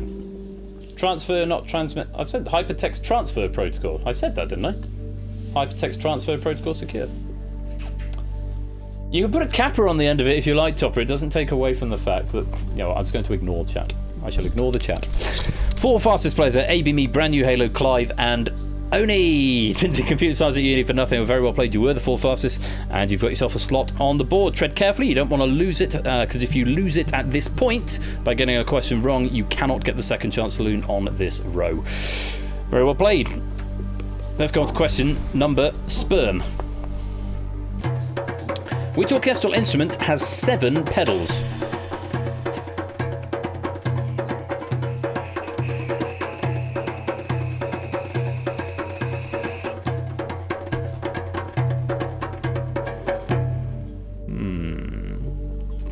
Seven pedals. 18 players attempting this one. 2 and the 3rd pianos. Yeah, that would work. 2 and a third pianos. Piano traditionally has 3, though I'm not sure piano is a traditional orchestral instrument. You might get it in concerti or very, very big orchestras. Film orchestras occasionally might have a piano in if it's written for it. Not a conventional orchestral instrument. Likewise, the organ, you might get a few pieces that have the organ. Organ's got more than 7 pedals. So, correct answer was the harp, or the orchestral harp, or something of that ilk. French piano, no. The harp was the answer. Green if you were right, red if you were not. Oh, lots of people going for organ. Yes, the organ is not an orchestral instrument unless you're playing Saint-Saëns, the organ symphony.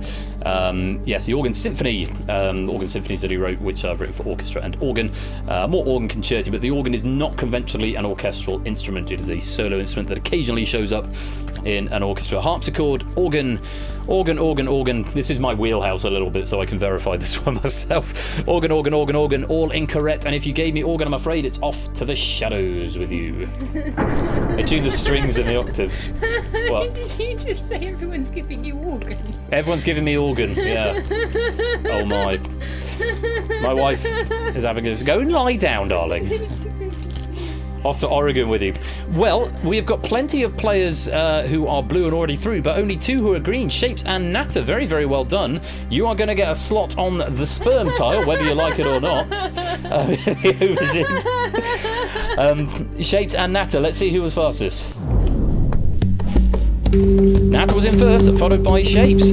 That means there are now 4 available slots for the Second Chance Saloon. This is the sort of pyramid game I like to see. Lots of Second Chance Saloon, lots of players in the shadows. And remember, if we get to the end of the row, this next question, if you're not in the shadows, you might as well have a go at this one. If you're not in the shadows and you don't attempt it, you're going into the shadows anyway. So you may as well attempt the lion question. Best of luck to you all. There will be 4 Second Chance Saloons to the fastest, the highest scoring players with the lowest amount of time spent answering. Good luck. Take a look at the lion question. Kind of pyramid scheme I can get behind. The Very Hungry Caterpillar was written and illustrated by whom? Ooh.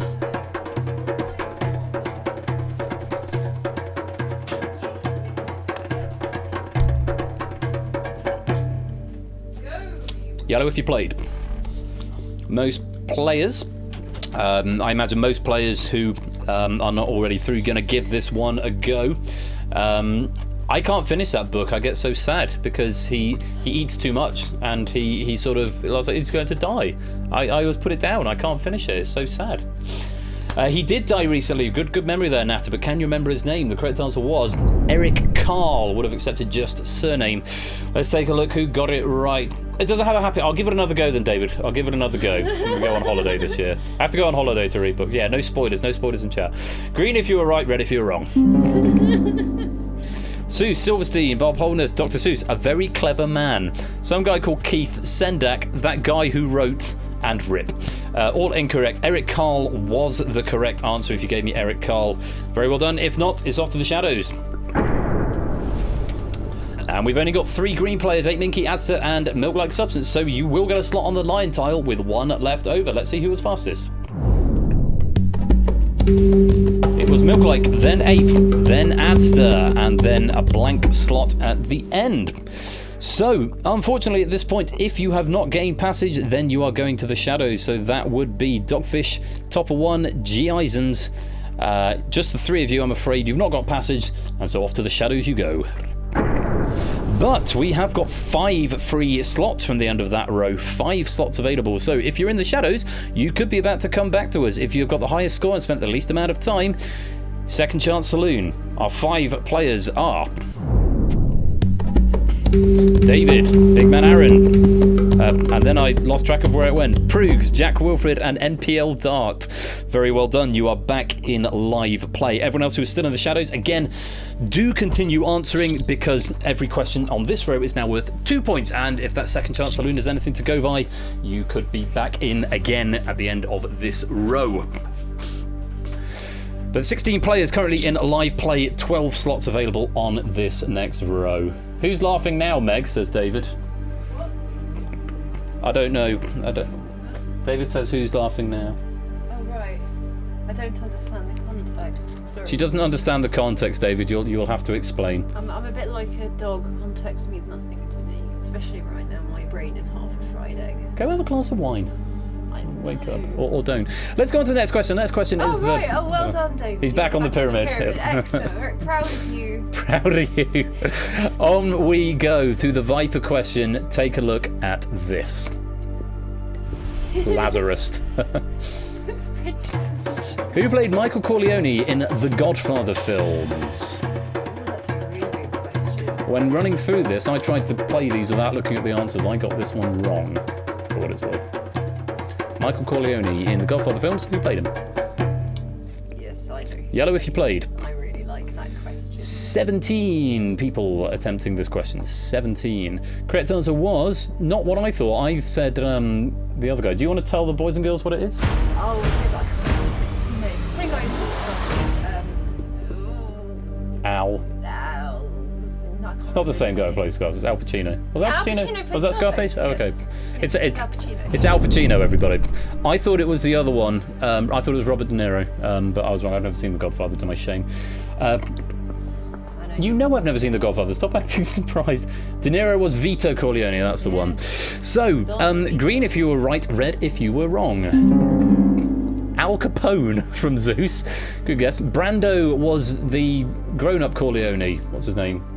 Who was Brando? The other Corleone. Vito Corleone, yeah. Robert De Niro, Brando, Marlon Brando. I'm not the only one who thought Robert De Niro, clearly. No, Brando, Marlon Brando, Al Capone. Played young Vito Corleone. Oh, and Godfather Part 3. No, he's in Part 3. Oh, okay. I've never seen The Godfather. Let's move on from this because I'm embarrassing myself. Steven Scorsese and Al Capone. All answers. Al Capone, Al Pacino. I mean, is it Al? Yeah. I can see where you've come from there. Famous actor Al Capone, yeah. I'm afraid if you gave me Al Capone or anything that wasn't Al Pacino, I'm afraid it's off to the shadows with you. Al Yankovic. So only 2 in Hodders, the only 3 in live play to get that one right, which means we are going to have at least 1 free spot. Well, let's put you on the pyramid. Who was fastest? Al Capone would have been good casting. Great method acting there. Only was fastest, 2 was second, Hodders was third. We have lost a player from the bottom of the row there. Natter, I think that was Natter losing that slot from the first row. Off to the shadows, but don't worry, you could get a second chance saloon. Do keep answering questions. 2 points available for each. On we go to the Chiclet question. Take a look at this. Weird Al Capone. Which notorious outlaw was killed in 1881 by the lawman Pat Garrett?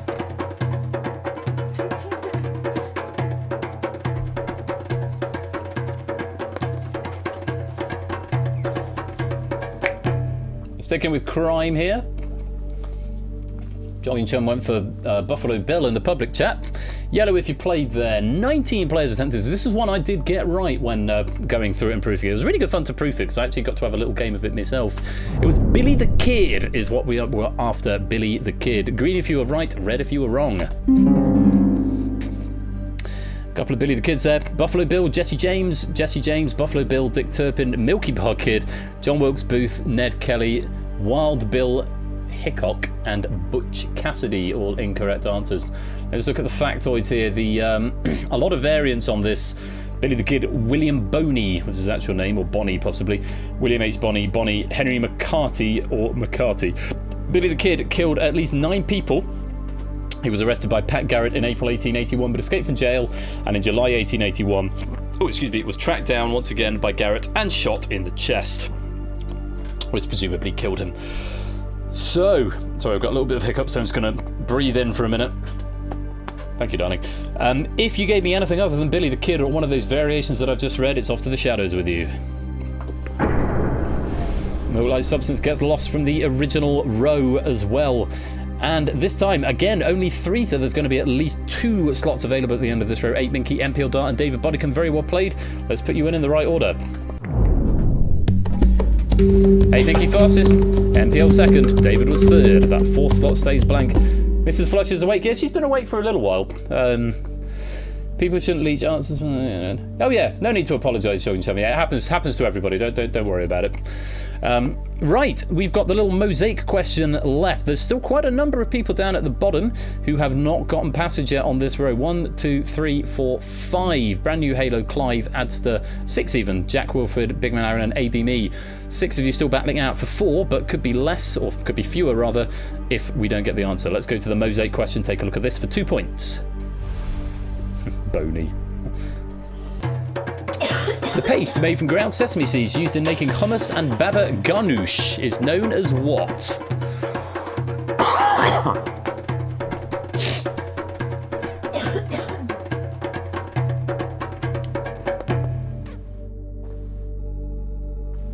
"20 players attempting this question. Yellow if you played. The correct answer was tahini sauce. I don't know if that's the one that burns your throat. No, I'm thinking of wasabi. Tahini. I don't really like hummus, so I wasn't familiar with this at all. Apparently it's a sauce. Well, let's take a look. Green if you were right, red if you were not. Jack Wilford going for an F-bomb so soon on the stream. F-bomb, hummus, vomit, mustard, aubergine, tzatziki, that's that Greek yogurty stuff that we had in Greece that one time, and tabbouleh from Poconuts. All incorrect answers, I'm afraid. Tahini is made from sesame seeds that are soaked in water and then crushed to separate the bran from the kernels. Crushed seeds are soaked in salt water, causing the bran to sink. The floating kernels are skimmed off the surface, toasted, and ground to produce an oily paste that we call tahini. Ah, don't worry about it, Jack. Don't worry about it. That's the odd F-bomb from time to time is okay in a PG-13. So afraid if you didn't give me tahini, it's off to the shadows with you. And look at this. Big Man Aaron, We Like Shapes, and Clive of Legend. Again, 3, which means we're going to leave a spot. AB, Me, and Brand New Halo not getting through on that one, abstaining, so we'll be sent to the shadows in a minute. Let's put the 3 correct ones in the right order. Big Man Aaron first, then Clive, then Shapes. And I'm afraid for AB, Me, and Brand New Halo, you've got this far, but you can go no further at this stage. You must go to the shadows. However, we have got 3 slots available on this row, so if you've got the highest score and the lowest amount of time spent answering questions, we will bring you back to continue in live play. And those 3 slots are going to Zeus, Riff, and Listwit, 6, 6, and 5 respectively. Very well done, and welcome back to the live game. Everyone who is in the shadows, though, do continue answering. You have got at least 3 more questions, and then the final as well, of course, to get yourselves back into this game. 2 more rows here.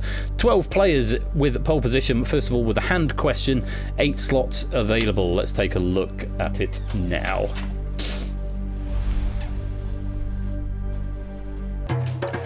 The endangered Queen Alexandra's birdwing is the largest species of what type of creature?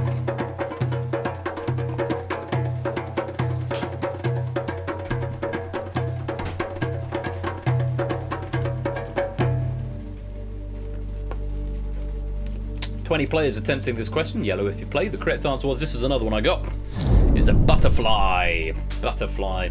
Too scared to guess. Going to abstain and hope to get in on the arm question in just a minute. Well, let's take a look. Green if you were right, red if you were not. Swan, B, bat, owl, fish, bee, spider, and horse, all incorrect. And butterfly was the right answer. Very well done.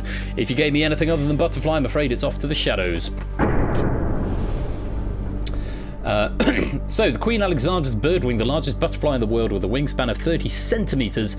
That's terrifying. At least 10 times the size of common butterflies, was discovered in Papua New Guinea in 1906.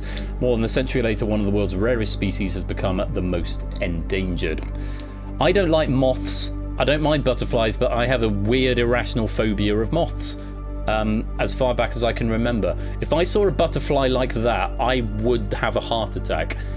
That's a butterfly like that. I mean, that's you put it in a jar, put it in a room, keep it as a pet. Oh no, I can't abide. I don't know what it is yet. I freak out. I sort of like go contorted. Have a fun day out. Take Ben to the butterfly enclosure at Longleat is all I'll say. Most fun you'll ever have, honestly. It's full-grown man. 30 centimetres, David. It's about that. It's a foot, isn't it? I don't know. Maybe she's been lying to me. I don't know. Right, 4 players, 8 Minky Hodders, Clive, and David all getting that right, and therefore getting a slot on the hand tile. Let's put you in the right order.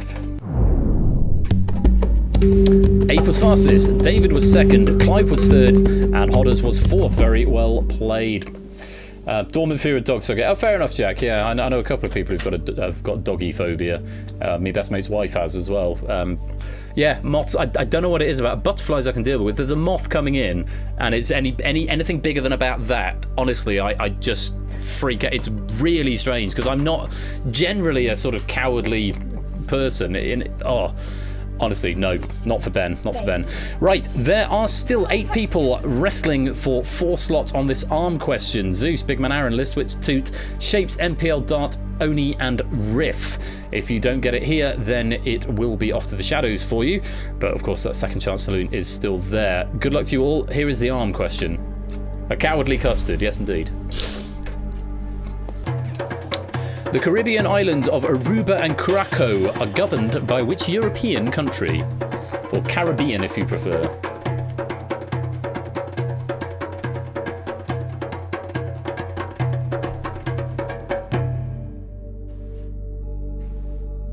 Wow, 26 players attempting this one. Very popular question. Correct answer was...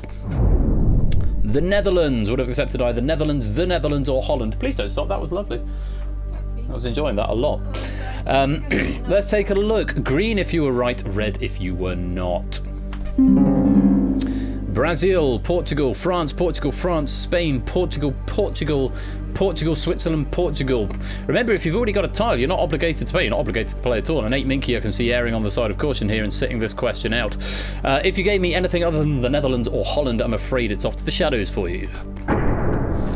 Oh, I haven't had one of these for a while. 1, 2, 3, 4, 5, 6, 7. 7 players are all correct and eligible for a slot, but only 4 available. We have not seen this for a while, and this means there will be no second chance saloon on this row, and 3 of you are about to be very disappointed.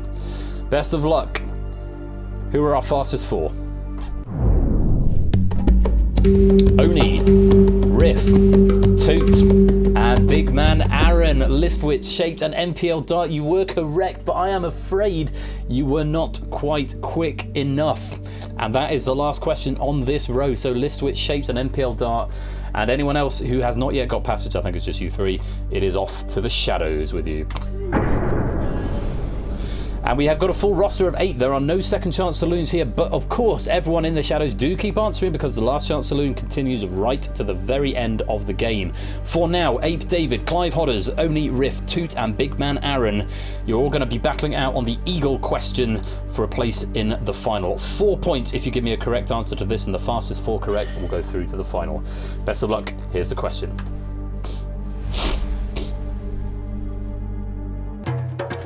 What was the breed of the dead parrot returned by John Cleese in the classic Monty Python sketch?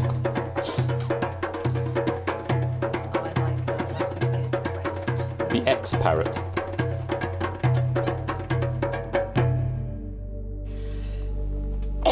.25 25 players attempting this one, very popular question. Unsurprising to see all of the players in live play giving this a go.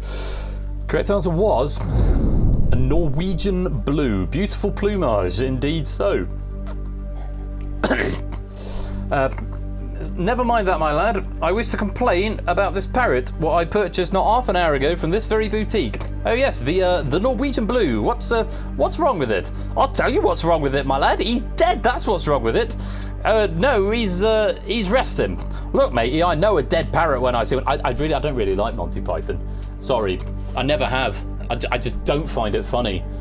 So my best mate John, he tried to sit me down with Life of Brian, and I said I don't like Monty Python. He said just try and sit down. What's Life of Brian with me? Sit down. I was all right. I trust you. I'll sit down with you. Don't do that at me, Tyson. No, not a heretic. Well, it's That would be an ecumenical matter. Yeah, no, he sat down with me, and I sat and I watched it for 20 minutes. I gave it 25 minutes, and that should be enough time for a film to get you.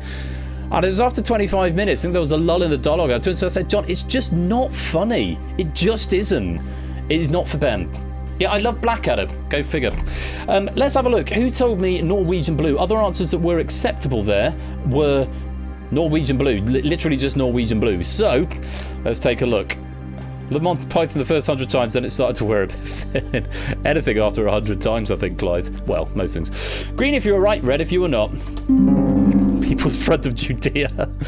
I'm assuming that's a Monty Python gag. Macaw, Liberal Democrat, Parrot, African Macaw, an ex-parrot, African Grey, Parrot Macaw, African Grey, and Dead. All incorrect answers. Norwegian Blue has lit you green. Very well done if you gave me the correct answer to that. If you did not give me Norwegian Blue, I'm afraid it's off to the shadows. 6 players remain of our 8 in the sort of semi-final, I suppose you could call it. Only 4 of them can claim a slot on the Eagle tile. Big Man Aaron, Toot, Hodders, Oni, Riff, and David. Who were the 4 fastest? Best of luck. Show me the Eagle tile. Toot was fastest, Oni second, David third, Riff was fourth, Hodders and Big Man Aaron. I'm afraid you have not managed to earn a slot. You were not quite fast enough. And to all the players in the shadows, I'm afraid there are no second chance saloons this time around. So Big Man Aaron and Hodders, I'm afraid it's off to the shadows. And so we have our 4 finalists, and all but Riff have been there since the very bottom. Riff joining on the second row and getting all the way up to the final. Everybody else has been there from row number 1, and in fact Toot and David from the very first question. Although David did lose his slot and then got it back. So, but we won't talk about that, will we? We won't talk about that, will we, David? No. Well done to you for Toot, Oni, Riff, and David. It's time to go to the... Shush now, sorry, my bad. Time to go to the final. Let's rotate the pyramid. No, that rotates in the opposite direction from the number wang rotation, I think. Fun fact. Final works just as before, except each row is now a single question rather than 3, 2, and 1. So each tile will contain one person and one person only. So this first question is going to represent the Horned Viper, the walking stick that I can never remember the name of, and the bowl or the cup. 5 points per question available here, and again the second chance saloon applies. So 4 players vying for 3 slots, though if for whatever reason we don't fill all 3, the second chance saloon will go to the highest scoring player in the shadows. So those are the rules. Very best of... Let's spin the geometry. Very best of luck to you all. Here comes the first final question. How many labours were legendarily performed by Hercules? Or Heracles, if you prefer.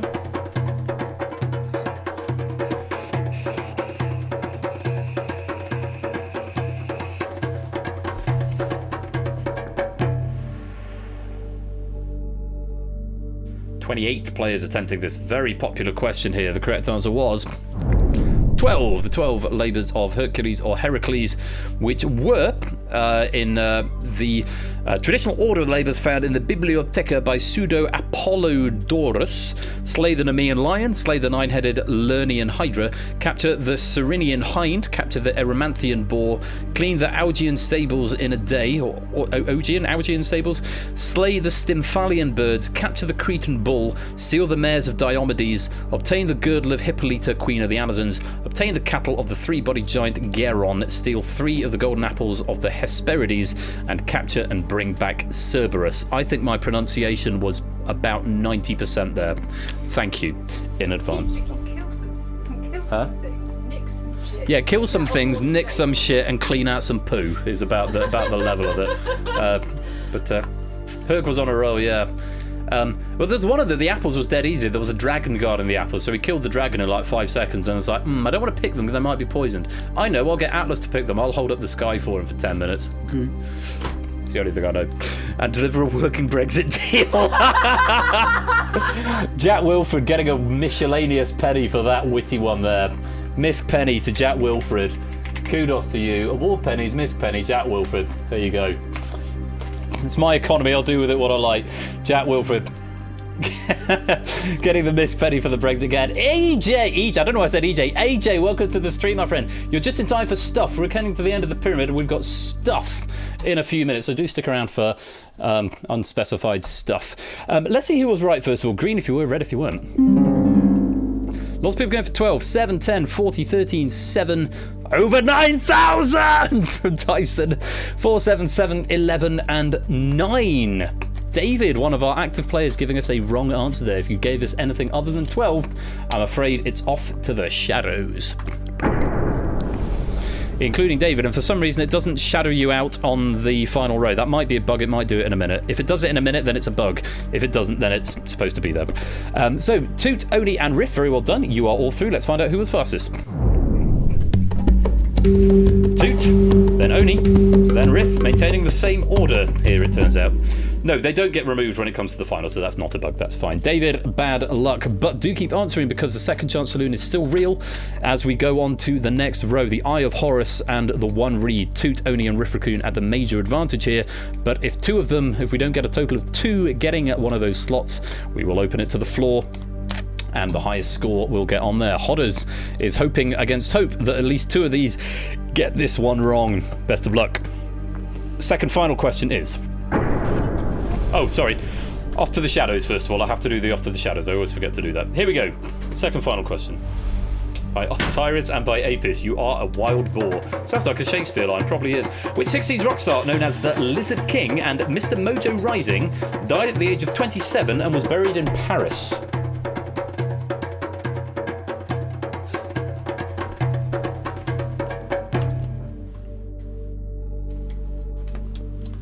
$18 players attempting this one. Oh, sorry. Did I run the dog over? No, you ran me over. Oh, sorry, baby. Did not mean to. 18 players attempting this one. The correct answer was... Jim Morrison. Jim Morrison is what we needed. Mr. Mojo Rising is an anagram of Jim Morrison. On July 3rd, 1971, Jim Morrison was found dead in his bathtub in his apartment in Paris at age 27. Local police listed the cause of death as heart failure, although most assumed that his heart failure was alcohol or possibly even drug related. So, green if you gave me a right answer, red if you did not. Lots of Jim Morrison's there. Jimi Hendrix. Oh, a bye from Riff Raccoon. Riff Raccoon throwing in the towel here, and Oni throwing in the towel as well. 2 players getting this one wrong who are in live play.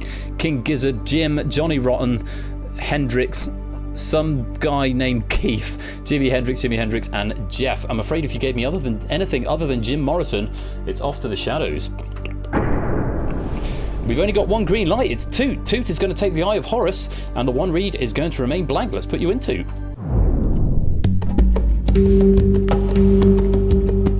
So, for the first time since the second row of the main game, we have got a free slot and a second chance saloon. It looks like it's going to be Hodders on 28. Let's find out. Hodders, are you taking this slot, or is it someone else that I've missed? Oh, elimination. Now, second chance saloon. It is indeed. Hodders back into the game, actually with the highest score of 28. It's worth saying at this point, if neither Hodders nor Toot get this question right, then it does go to the highest scorer, which if Hodders gets this one wrong, could be... Hodders. Right, so at this point, based on where the scores are, because Hodders is on 28 and Toot's on 26, the next highest score is Big Man Aaron on 22, who can only achieve 27. So this is Hodders' game to lose. The only way Toot can win this is if he gets this question right and Hodders gets it wrong, or they both get it right and Toot gets it right first. Very best of luck to you all. 5 points as well in the lobby if you're playing for pride. Here is the final question of the pyramid.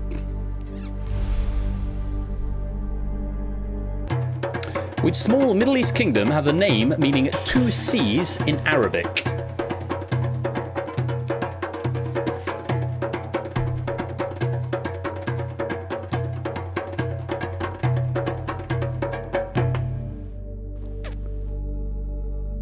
(22 players attempting this one. The correct answer was Bahrain. Bahrain. The island nation comprises a small archipelago made up of 70 natural islands and an additional 33 artificial islands centered around Bahrain Island, which makes up around 83% of the country's landmass. The country is situated between the Qatari Peninsula and the northeastern coast of Saudi Arabia, to which it is connected by the 25-kilometer King Fahd Causeway. According to the 2020 census, Bahrain's population numbers 1.5 million people. At 760 square kilometers in size, it is the 3rd smallest nation in Asia after the Maldives and Singapore. The capital and largest city is Manama. The two C's referred to by the name are not actually clear, and there are a number of competing theories as to what it refers. I love it when Cola, you can write questions more often, because I love that I get a dissertation with every question. It's just awesome. It makes the proofing process so much easier. So thank you very much to Cola for this. Green if you're right, red if you were not. Oh, look at this! Toot's gone for Qatar, and Hodders has gone for the right answer, Bahrain, so it won't be a cheap second chance saloon victory, but Hodders has got it outright. I'm afraid if you gave me anything other than Bahrain, it is off to the shadows. Which means only one player left at this point, not in the shadows. Take it away, Hodders. The leg is yours. And there we go. And so, too, having been in there since the very first question, climbing all the way up the pyramid, not losing a slot, and Hodders coming in right at the end, the second question before the end, and stealing it away. An absolute steal has been pointed out by Oni there. Hodders just bloody stole it. He so did, but that is why I love this game. I love the fact you can come in and steal it at the end. Also, must be said, Hodders with the high score of 33 there, second highest, is Toot with 26, who did go out in the final all the same. Do we need to put to the shadows, or do we have scale the pyramid at this point? Put to the shadows first of all, but very well done to Hodders. You have scaled the pyramid. Well done, Hodders. Well done, Hodders. Let's have a look and see who the pyramid champions are. We have got a new champion.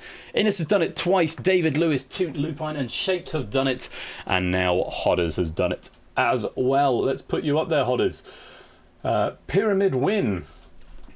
Hodders definitely does not suck. Hodders UK pyramid win award pennies.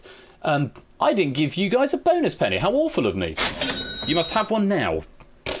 Have one immediately. Pyramid 49, 20 short of nice. But Hodders scaling the pyramid right there. And while we're at it, let's give an author bonus to Cola Cola. Beautiful question pack from Cola there. Award pennies to Cola Cola. 3 bonus pennies for writing. Thank you very much for the question pack, and I hope you all enjoyed it as much as I did reading it. I had some good quality banter along the way there. Toot and Hodders running away with Prasini's tonight. Well, we will see if they can continue to do that when we come back after the break with Stuff. So, Stuff was supposed to be next week alongside Millionaire, because this week has been very busy with IRL stuff relating to stuff that I've not said yet, which I will say in due course. A few people know about it now, I think, but I'm not going fully public until a few weeks down the road for reasons that I will explain as and when we get there. So I didn't think I was going to get this done this week, and then Friday it turned out I had a full day free and I was feeling really sparky and motivated, and I got most of it done, and then I thought I only had a few bits to do today, so I got up relatively early for a Saturday, finished it off, and then finished it off this afternoon. So Stuff got done today, a week ahead of schedule. So we're going to have a sort of pilot of Stuff in just a minute. And I know how much you like pilot episodes. If it were, I think this is because the Gatekeeper was sort of didn't really gel. I haven't completely written the Gatekeeper off. I might go back to the Gatekeeper at some point, but for me it didn't fully gel. It was really fun to make, but I didn't think it quite worked out in the gameplay side of things. I think it was more fun to make, and it was a good spectacle to use all those pretty assets, but as a quiz game I didn't think it fully worked. There were ways we could make it work, certainly, but I would want to, it was good to go test play. And the same thing happened with the Gauntlet. The Gauntlet I spent ages on, and then actually it just didn't work out as a thing, but could potentially in the future. I've done Hodders and I've done Cola. Right, stop bonus penny there. 28 players getting a penny. Pyramid penny. This one, on the other hand, I feel works. And there are a number of reasons for it. There are a number of boxes that this particular Stuff ticks. I don't know why I keep saying Stuff. Like there's a new game. There's a new game coming in just a minute, so stay tuned for that. And I think this works. But proof will be in the pudding, and I'll explain some of the nuances of this game. I described it to Score Count earlier as a weird hybrid of... Think of it as a hybrid of DangerZone 2. The 21st question may have been inspired a bit by Topper the other night, and Eggheads, with a dash of 1 versus 100 and 500 questions for good measure. That's how I described it to Score. I will let you guys be the judge of this.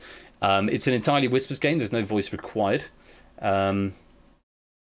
My favourite town of Burton-on-Trent. It is absolutely, unequivocally not my favourite town, Lupine. But it is my hometown, and I hope you're well. Thank you very much for the Danger Zone pack earlier on as well, Lupine. Lovely pack that was won by Toot, getting his first gold medal in Danger Zone 2. So thank you very much for that pack, Lupine, and welcome to the stream. I hope you're keeping well, my friend.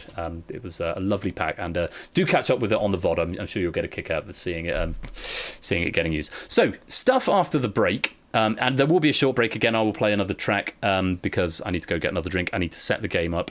As ever with pilot stuff, things may go wrong. Things may go wrong, things may not quite work, and things may not quite work from a gameplay point of view as well. The questions have all been written by me, obviously as it's a pilot, but moving forward, the question pack system for this is something I'm really very pleased with and I think is going to work really well, but it does need lots of different question writers. It doesn't need lots of questions, but it needs lots of writers for reasons that will become clear very shortly. I do hope you'll stick around to find out what it's all about. Certainly we'll go a bit weird, so your patience is appreciated. Yes, it will go weird. But everything's done. Opening credits, closing credits, music, question or test question pack, and all the logic is relatively... Actually, as far as it goes, it's a very simple, straightforward quiz concept, but I'll say more about it in a minute because I need to get another drink. Please do stick around for stuff after the break. Thank you again to Cola for this question pack, and congratulations to Hodders, who has scaled the pyramid.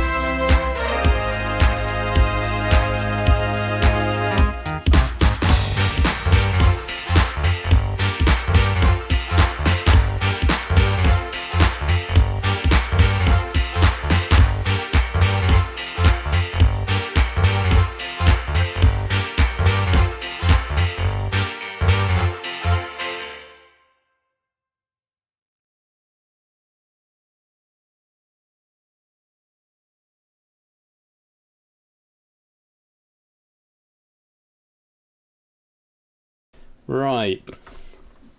Yeah, we thought Penny had rehomed herself the other day. Is that the washing machine with the sunglasses on Tech Free Gaming? That's awesome. Yeah, we thought Penny had rehomed herself. She disappeared for 24 hours. She does that sometimes. The longest she's gone is in a previous house was about 3 days, and we were really, really getting worried. And then she turned up and meowed at me. She never meows. She's not a meowy cat. Aussie, meowing all the time. Penny never meows, so she must have been pleased to see me. She can't meow. See? She doesn't know how to. This little sort of squeak. Right, new game time. Like I say, when did I start this one? I don't know. Tuesday, Monday, Tuesday, something like that. So things will possibly go wrong. The questions may not be perfectly balanced, but the questions are deliberately quite niche in places for reasons that will become clear. I hope you'll have fun with it. I'm really pleased with this one. My feeling is that this one is going to be a good one. So if you're available to play, you don't need to come in voice at all. Just join the lobby. There's no self-exclusion in this for a game which does have a hot seat focus. And again, will become clear in just a minute. I would be really interested in all of your feedback. If you do have any feedback, do come and join the Discord and type it up into the suggestions section. But for now, let's see what you think of this.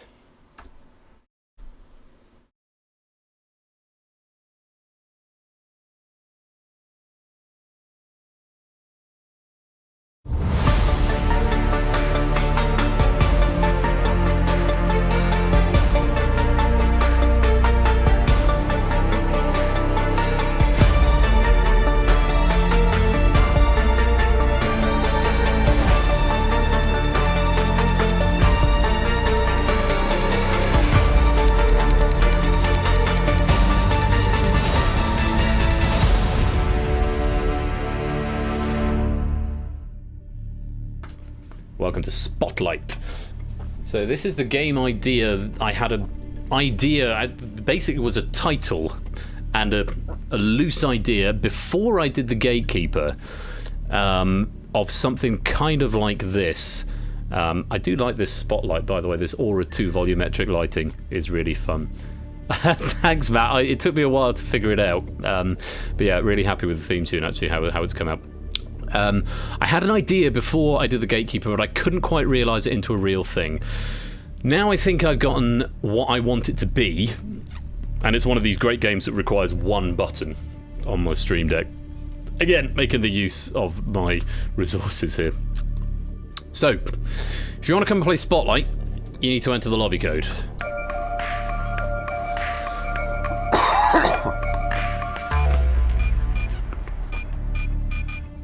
IKJR. Do come and join the game. Type the code again, we'll leave the game. The plan for this game is to allow it so that people can join the game midway through, because there's no considerable advantage to doing that. It's not an elimination-based game in that respect.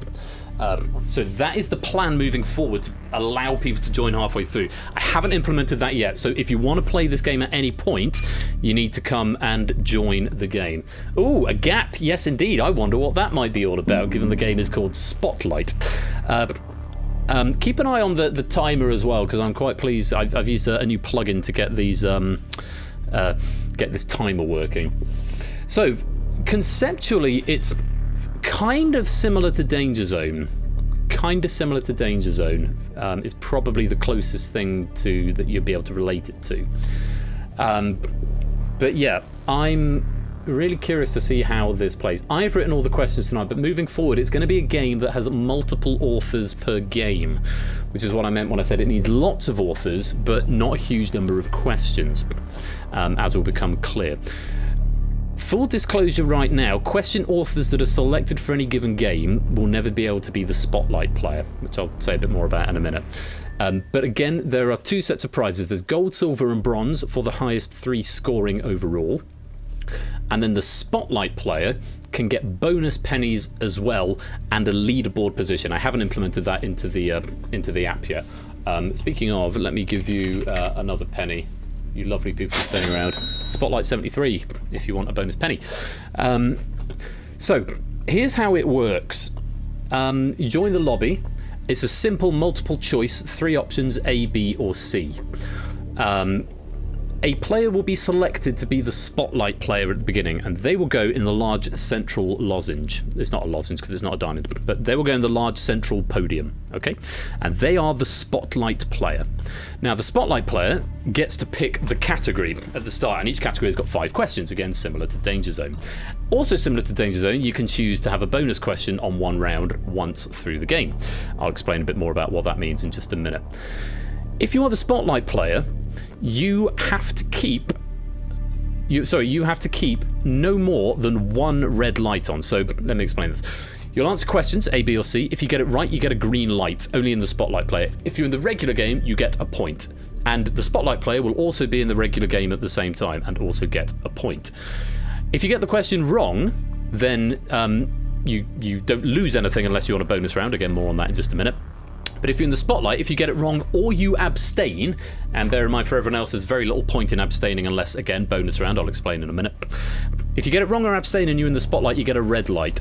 If you get 2 out of 3 questions wrong or abstain, you lose the spotlight position and can't get back to it. And then a new player is chosen at random to take the spotlight position. And we continue like this throughout 6 rounds. And these rounds are quite niche, but they are limited multiple choice. So, yeah, and it will continue like that. And I was really thinking about having the leader taking the spotlight. And then I changed that. And I made it so it's RNG. So a random player gets into the spotlight position after the previous spotlight player goes out. I wanted to do that because I know we've got really, really strong players here, and I know we have people who regularly come at the top, and I don't want to disparage them, and I don't want to say it's not fair that you always win, because it's absolutely fair that you always win because you're very, very strong. However, I am mindful that there is a wider community of people who enjoy quizzing, but possibly, and this is just my feeling, I'm not backing this up, and this is not anyone has said anything to me, my feeling is that giving a wider opportunity for RNG to have a more meaningful impact without it just being a seemingly random, without it just being arbitrary, having a random chance to do well and get to the final, makes it more interesting. And the fact that there is also a gold, silver, bronze on the side means that the players the strong players do still get an opportunity to get the pennies and so on. So after the 6 rounds are over, the player who is in the spotlight position gets to go to the final. And in the final, that is the thing that goes to the leaderboard. 5 general knowledge questions, again, very similar to DangerZone. 5 general knowledge questions, and for every one they get right, they get a penny. So you can potentially, if you're in the spotlight position at the end, you can get 5 pennies, which is great, as well as the 3, 2, and 1 for gold, silver, or bronze in the lobby.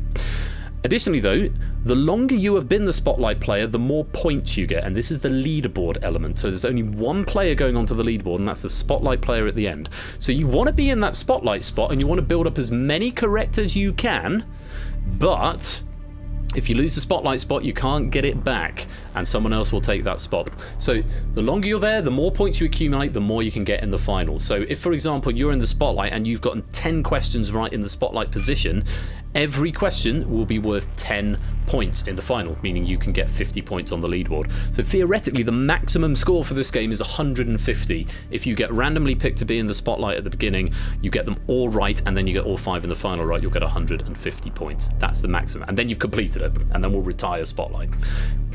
Apart from that, the lobby game is basically a relatively simple multiple choice quiz. With very specific and relatively niche categories. There's a random difficulty curve. I've experimented. Some of the rounds go like that. Let me look at the right window. Some of the rounds go like that hang on. Some of the rounds go like that in terms of difficulty. There's a good gradient. Some of them go like that, and some of them go like that, and some of them go like that. So the difficulty gradient for the rounds is varied. I don't know what's going to work best because of the nature of if you get 2 wrong in a row, or you get 2 out of 3 wrong, then you lose the spotlight thing. So I'm curious to see. Doing an impressive cable car roller coaster. Well, different ones. Depends on the difficulty curve. And yeah, so if you are a writer for this and your round is picked, you won't be able to answer the questions for that round, but you will get 3 points. I've implemented the code, and this is why I need lots of writers. I've implemented it so that we can't have more than one writer per game, apart from me. I'm the only one who can do more than that. So, for example, just to pick 5 question writers just at a glance, we've got Big Man Aaron, Oni, Clive, Shapes, and Zeus. 5 people who've written questions. If they all contributed a question pack, they would all be populated, and on their round they would get 3 points for their round, but they wouldn't be able to answer. Automatically, they will never be the spotlight player either, so that is one thing to say. And another reason it'd be nice to have lots of question writers for this, because it would spread it out a little bit, because if you can't ever be... You can still win the gold, silver, bronze, but you can't ever be the spotlight player, so it's just something to be aware of. The bonus round is the only thing. Much like DangerZone, it's 3 exclamation marks to activate it after the category is selected. If you activate it, for every question in the round, you get 2 points rather than 1, but if you get it wrong, you lose a point, okay? So it's more like a red herrings bonus round. It's you know, reward for being right, but you get a deduction for being wrong. You can't go lower than 0, mainly because the text meshes would have looked weird. Yeah. 2 if you get it right if it's a bonus round, -1 if you're wrong. If you're on a bonus round, that's the only time when it's really worthwhile abstaining. Otherwise, you might as well have a guess, is all I'm going to say. No, not for abstention, not if it's a bonus round. Abstention is just treated as abstention. No penalty if you're playing a bonus round, but you can only have 1 as a bonus round, and you don't have to play it. You might decide that actually it's not really worth me playing a bonus round. I'm happy with my 1 point. I don't want to take the risk, because there is a risk attached to the bonus round. When do we open the squirrel cages? But yes, the spotlight player, oh hey, is the only one who gets a light on abstention, whether it's a bonus round or not, as a matter of fact.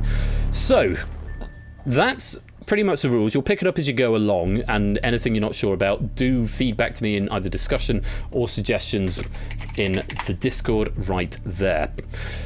So, apart from that, you need to type A, B, or C, and it's all to the bot, nothing to public chat. Let's pick our first spotlight player.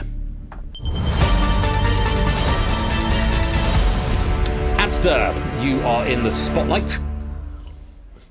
Very well done. You are going to be starting us off, and you get the very great honour of picking the first category. So we've got this number of players in.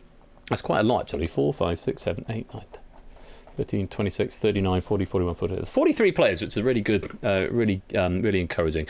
But Adster, you are the first spotlight player. Just answer as normal, A, B, or C to the bot. But first of all, Adster, you've got the very great honour of picking our first category. You've got a choice of trees, Pokemon, US geography, and I told you too there were more Pokemon coming, US geography, British sitcoms, 21st century politics, or classical music. All of these have been written by me. We will get through them all, but as the first spotlight player, Adster is going to get the choice. So whisper the letter of the category you would like to play. We are going for Pokemon first of all. Adster has picked Pokemon. Thinks that might be two. You never know. This is good for you. Get it out of the way. If you get in the spotlight later on, that could be good for you. So I press the button again. You've got to decide if you want to play your multiplier on Pokemon. 3 exclamation marks if you do to the bot, and you'll go green if you are playing the multiplier. After that, there will be no further indication. So 2 for a right answer, no penalty for an abstention, -1 for a wrong answer. If you play a multiplier, you don't have to play a multiplier. There's no penalty if you don't, but you only get to play it once. So if you want to play your multiplier on Pokemon, 3 exclamation marks.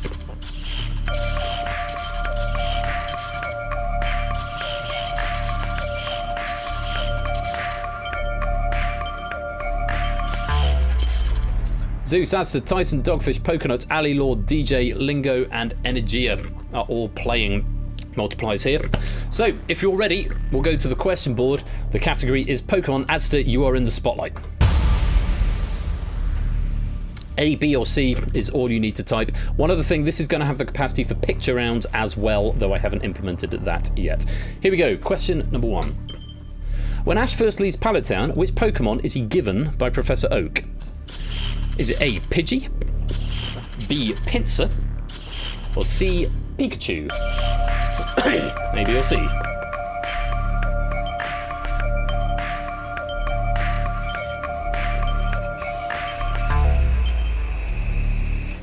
Jack Wolford score count, and Jack Wolford tried to answer more than once, apparently, according to the log.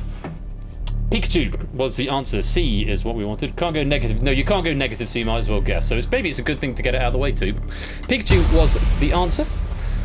Let's see who got it right. Green if you were right, red if you were wrong. Majority getting that one right. A few players getting it wrong and a couple of abstentions there. Adster in the spotlight, most pertinently getting it right. And with that multiplier takes you up to 2. It's a good start, Adster. Let's go to question number 2. Have a look at this. Which of these gym leaders did not travel with Ash in the first TV series? Sabrina, Brock, or Misty? Answer now.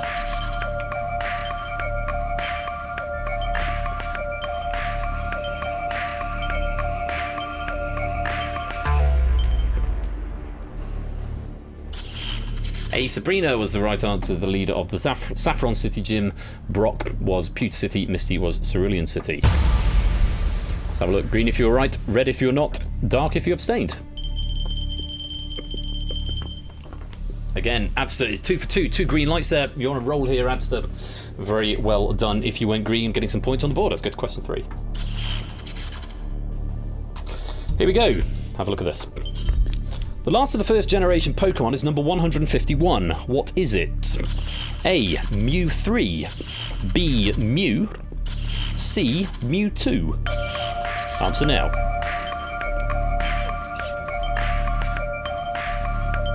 Got people trying to answer more than once. Big Man Aaron, Natter, Shapes, Hodders trying to answer more than once. Topper trying to answer more than once. Correct answer was B. Mew. I will cross-reference that to see if that's a bug in the game. Let's find out. Green if you were right, red if you were wrong. That's interesting. Adsu 3 for 3. Shapes tried to answer more than once, but apparently didn't answer at all. That might be a bug. Hodders tried to answer more than once, but is also green.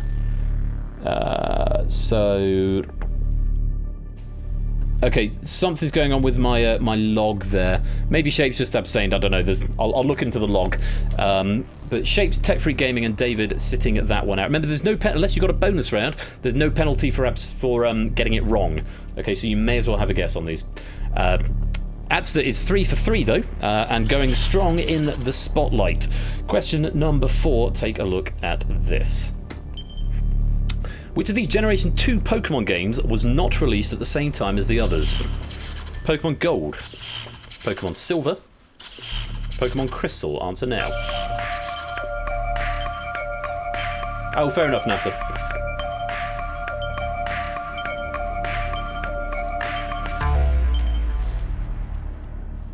C. Pokemon Crystal was released a few months later in all regions. No worries, Prooks. Don't worry about it. So let's see who got it right. Green if you were, red if you weren't. Majority going for the logical answer there. Pokemon Crystal, very well played. Getting points on the board. Adster is 4 for 4. Still got 3 green lights there. If you get 2 red lights, Adster, then you are eliminated from the spotlight. But for now, you get to see question number 5. Here it is. Take a look. The creator or god Pokemon introduced in Generation 4 is called what? A. Groudon, B. Lugia, C. Arceus. Answer now.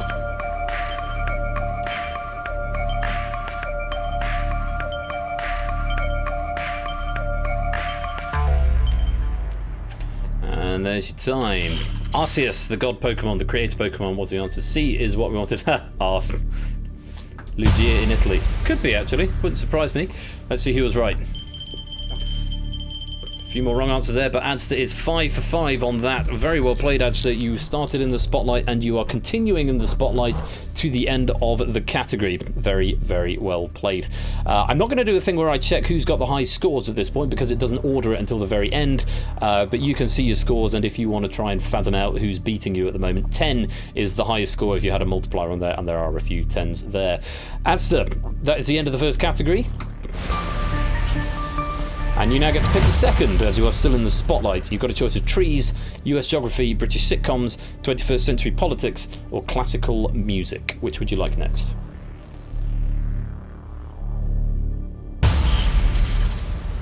British sitcoms is what we're going for. So again, if you want to play your multiplier, 3 exclamation marks into the chat. You've got about 15 seconds to make up your mind. Category is British sitcoms. Big Man Aaron, Oni, Clive, Prues, Natter, Matt the Ref, Mogra, Cola all activating. Tech Freak Gaming and a few others as well. Topper One, Shapes, Prudes, Jogging Chum, Sparrow Castle, Brand New Halo. Sorry if I missed anybody. Green if you're activating your multiplier there. The great thing about this game is that you know we will be seeing all 6 categories. You can't use your multiplier, your bonus round in the final round, which is always general knowledge, but you can be thinking now which one you're going to play it on, because we will see all 6 rounds, and we will get through all 6, so there will be an opportunity to play all 6. So you could be thinking now, I'm going to be playing my bonus round on X, which is kind of nice. +2, 0, -1, or +2, 0 for an abstention, Proogs. Yeah, 0 for an abstention in a bonus. So if you don't know in this bonus round, abstain, there is no penalty, but wrong is -1. So this is the only time in the hot seat, in the lobby, where it is, a valid tactic to abstain if you don't want to lose a point. So, British sitcoms is what you picked. So you're 3 for 3 so far. You want to avoid 2 red lights. Let's stop that bonus for what it's worth. 44 players have been given a penny.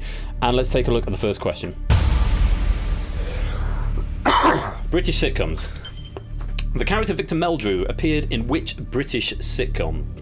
It's A, The Vicar of Dibley, B, Next of Kin, or C, One Foot in the Grave. Answer now.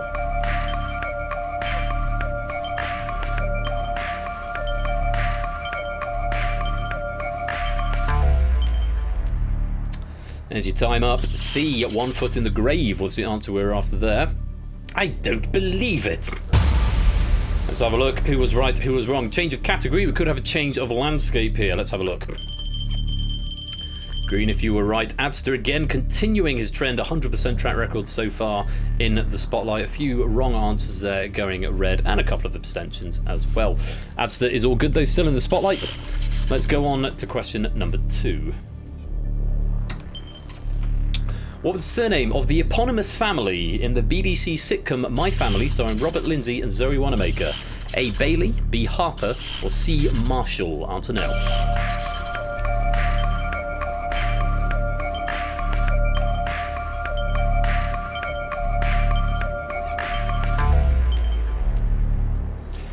It was B, Harper. There was Roger Bailey, who was Abby's boyfriend, the other dentist person, and Marshall, the surname of the actor who played Nick, was Chris Marshall, but the answer to the family name was B, Harper.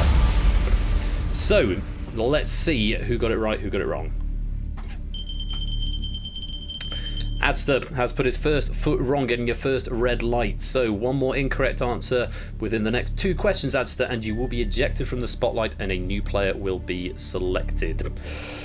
11s, 12s, 11s all up on the board. Maybe I should have a little readout of what the rip-off of... But I really like My Family, but I never saw Butterflies, David, so yeah. Not objectively the best sitcom ever made. I enjoyed it for what it's worth. Adser, pressure's on a little bit here. A wrong answer now will eject you from the spotlight. Let's go to question 3. Have a look at this. In Only Fools and Horses, which character was portrayed by Buster Merrifield? A, Uncle Albert, B, Grandad, C, Boise? Answer now.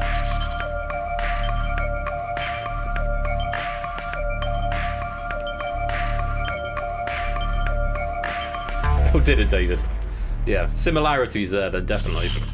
Uncle Albert, Leonard, somebody was Grandad, and John Chalice played Boise. So, Uncle Albert is what you wanted for that one. Green if you were right, red if you were not, dark if you abstained. Let's have a look. You've saved yourself on that question, Adser. You did get that one right. You've still got that one red light, though. You need to avoid a wrong answer on this one to stay in the spotlight. If you get the next one wrong, then you will lose the spotlight for the rest of the game, and a new player will take his place. You've got a good score built up so far. If you can get to the final, let's go to question number 4. Have a look at this. In Keeping Up Appearances, what is the name of Hyacinth's long-suffering next-door neighbour? A, Elizabeth, B, Richard, C. Onslow. Answer now.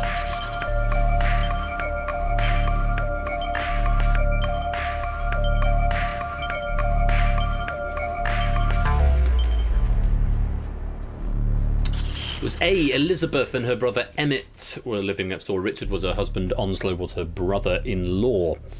So, I really enjoy Keeping Up Appearances a lot. I live about 20 minutes, probably not even that, 10 minutes away from Patricia Routledge, who played Hyacinth.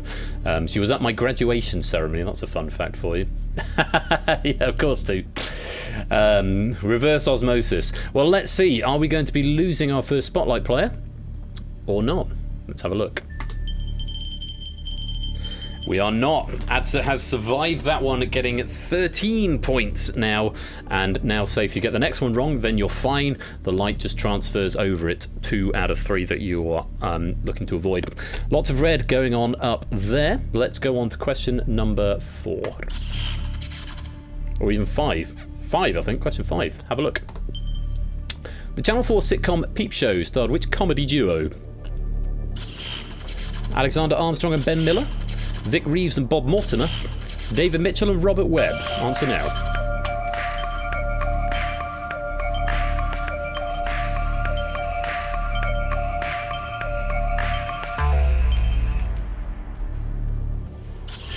It was a Mitchell and Webb thing. Mitchell and Webb.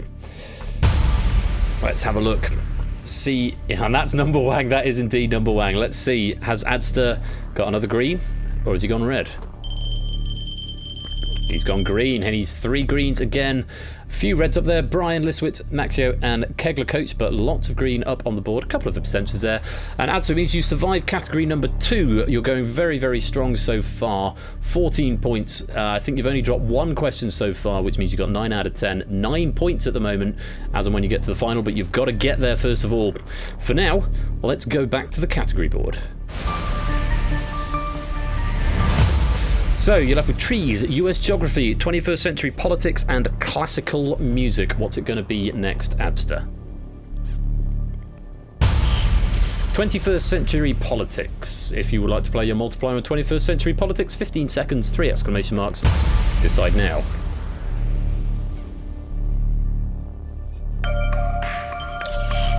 Chat Wilfred and Cetra, Puzzle Dan activating.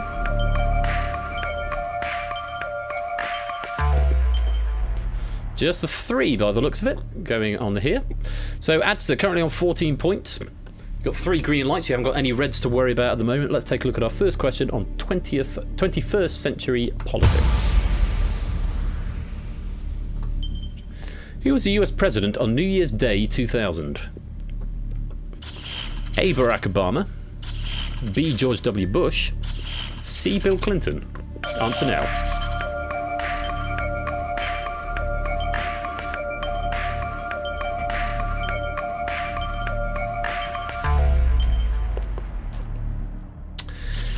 It was Bill Clinton. When I wrote this question earlier on, I'm glad I went to double check because I put George W. Bush as the answer. Bush didn't come in until 2001. Tricky one. Had to think of, yeah. So when I wrote the question, I thought this is easy. I got it wrong. Let's take a look. How many of you got it right? How many of you got it wrong? Let's find out. A lot of green, but a few reds up there, but Adster is green and continuing on in the spotlight as we approach the into the round that would mark the halfway point at the end of this round. Let's go on to question number 2. 21st century politics again. Have a look at this. 7-time unelected politician Nigel Farage has run for the UK Parliament under which political party? A. The Brexit Party, B. The British National Party, or C. The UK Independence Party? Answer now.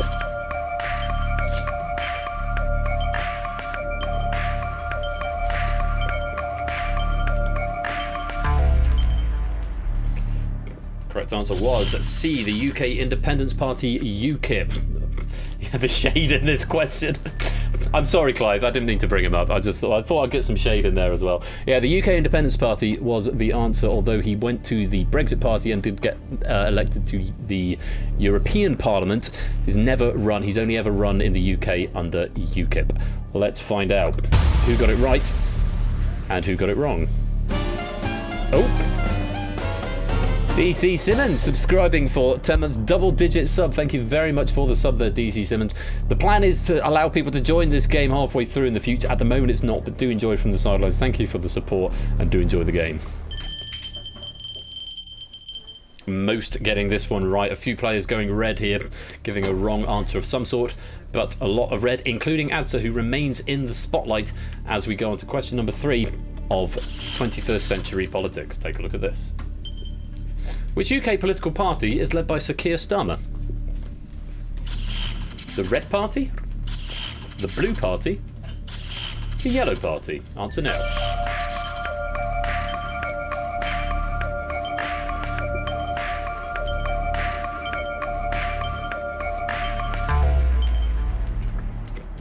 It is the Red Party, the Red Labour Party. Blue is Conservative, yellow is generally the Scottish National Party.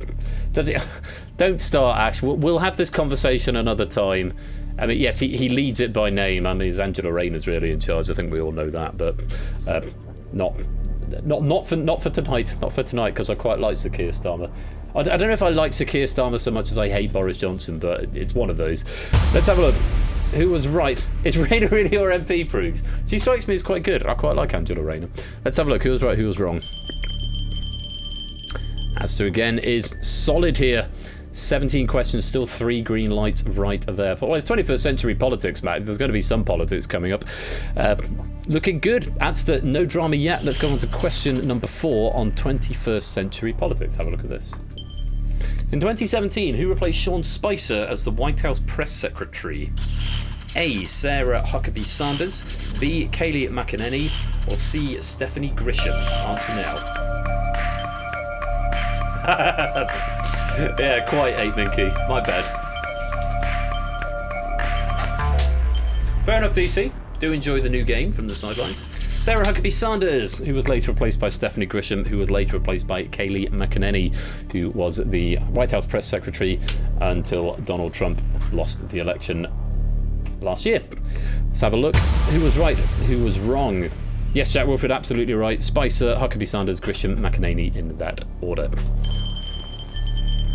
Oh, Asda getting a red light as we approach the halfway mark.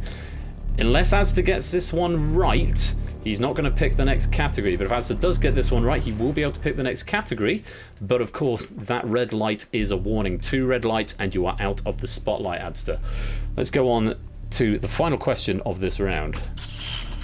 Jem Psaki is Biden's current press secretary. Thank you very much, Jack Wilfred. I did look that up earlier. I couldn't remember the name, though. Here's your next question. Which of these countries is not a member of the G7? Australia, Canada, Japan. Answer now.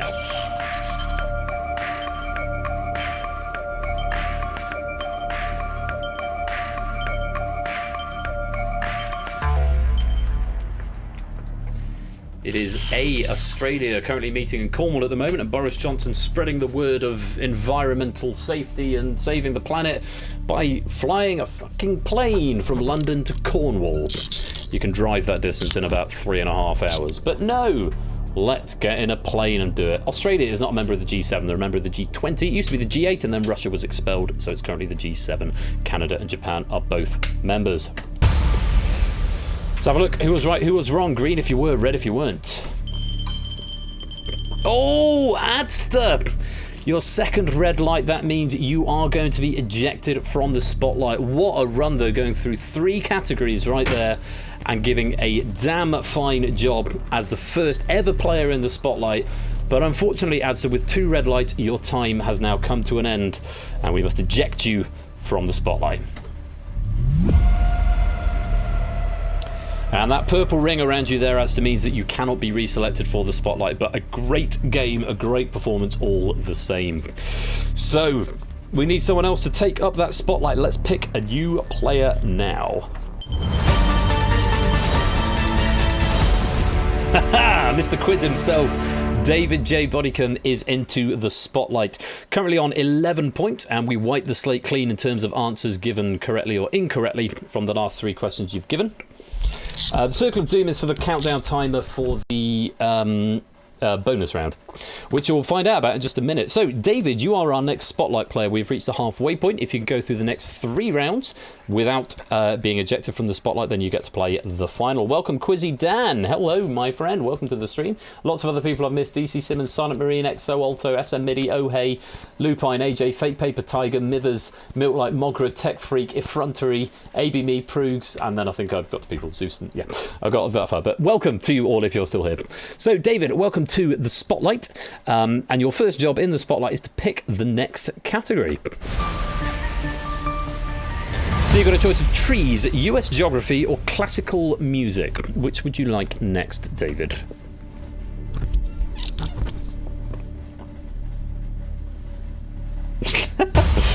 Trees. We're going for Trees by Royal Flush. Okay, if you would like to play your bonus round on trees, remember 2 points for every correct answer, but -1 for every wrong answer. You can't drop below 0, but no penalty for abstention. The category is trees, 3 exclamation marks if you'd like to play it on trees.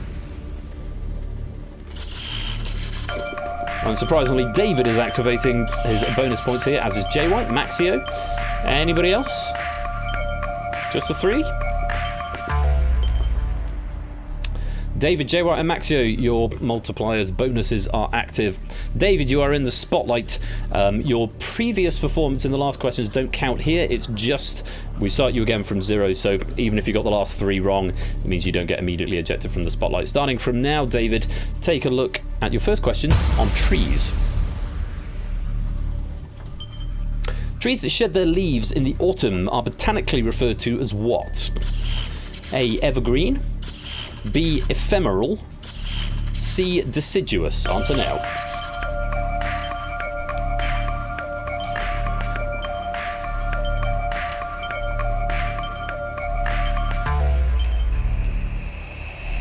That's an easy one to start with. They are deciduous. Evergreen means they have leaves all year round, and ephemeral is just a posh sounding word that doesn't apply to trees. Deciduous was the answer. Let's see how you got on. Lots of green there, including David in the Spotlight, taking him up to 13 points, and a nice green light as we go on to question number 2. Have a look at this. The seed of the horse chestnut tree is known as what? A, conker. B, acorn. C, damson. Answer now.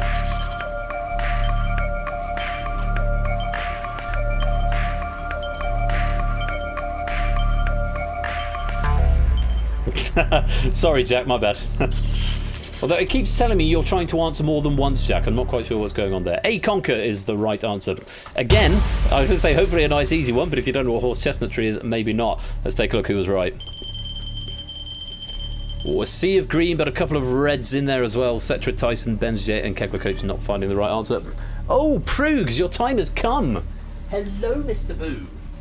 Hello. We're going to show you to the stream. Yes, we are. Yes, we are. Who's your gorgeous Kiggy? No, don't struggle. Don't struggle. Don't struggle. I need to go to Just Cam first of all. Here he is, Prugs. It's Mr. Boo. Ozymandias. Hello. Yes, I love you too. I am hugging you as well. He's blessing me. He's blessing me with his paw. Say hello, Ozzy. Say hello to all the boys and girls at home. This is what you are here for. Stop struggling. Dance. Oh, no. No. We love you. We love you. Do you want some dreamies? Oh, he doesn't like being held. He does not like being held. But there you go. That's you show me the kitty. And I can clear all of the cat hair off my computer. How dare. We can mark that one as complete now. Oh, Puzzle Dan has just requested a turn to page 394. So we will do the next question in the voice of Alan Rickman. Here we go. Alan Rickman time. David, 2 green lights. Let's go on to your next question on... Oh, should I put the right screen back on? That'd be good, wouldn't it? Hang on, just Cam. Turn that off. Game with Cam. There we go. Right. Let's go on. Next question. In the voice of Alan Rickman on trees. Silver, river, and copper are all varieties of which tree? Birch, ash, or beech? Answer now. It's not a great one for that, but I'm gonna go with that. Please continue to bother the animal. Show me the kitty from Clive again. I'll go get him in a minute. A birch was the correct answer. Let's see who managed to get that one right and who did not. Oh, David slipping on that one. Oh, here we go. Show me the kitty number 2. This time requested by Clive of Legend. I'll let my wife hold him because he's much calmer there. It's Mr. Boo Boo. Please continue to bother the animal. Hello. Yeah, don't touch. Hello. Oh, who's a good cat, eh? We love you. Do you want some dreamies? We'll give you some dreamies. Is he purring? Yeah, he's purring? That pack's not open. The pack that's open is in the other room, in the kitchen. He's purring. Don't kiss me. Okay, no, he doesn't want to be kissed. There we go. Okay, Oh. there we go. That's enough kitty for tonight. There we go, game of cam, we're back. Right, David, first error there. We'll mark that one as complete as well. First error there. So either the next 2 incorrect, David, and you will be ejected from the spotlight. On we go to question number 4. Aspirin was originally manufactured from the bark of which tree? A. Willow. B. Holly. C. Aspen. Answer now.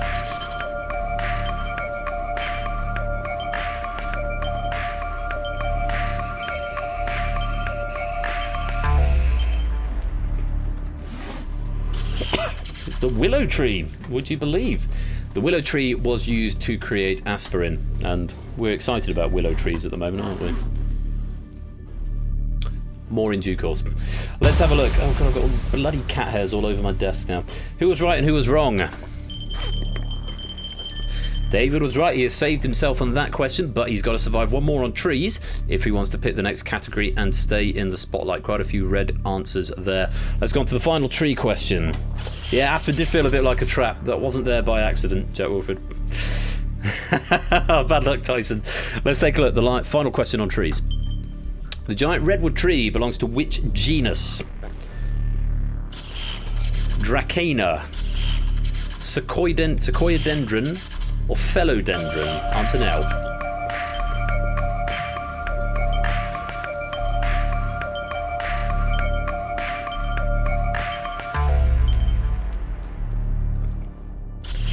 Easy if you can think it through. Sequoiadendron, the giant redwood sequoias. That's the genus there. Sequoiadendron is the answer. G. Eisens redeeming Beat the Bee.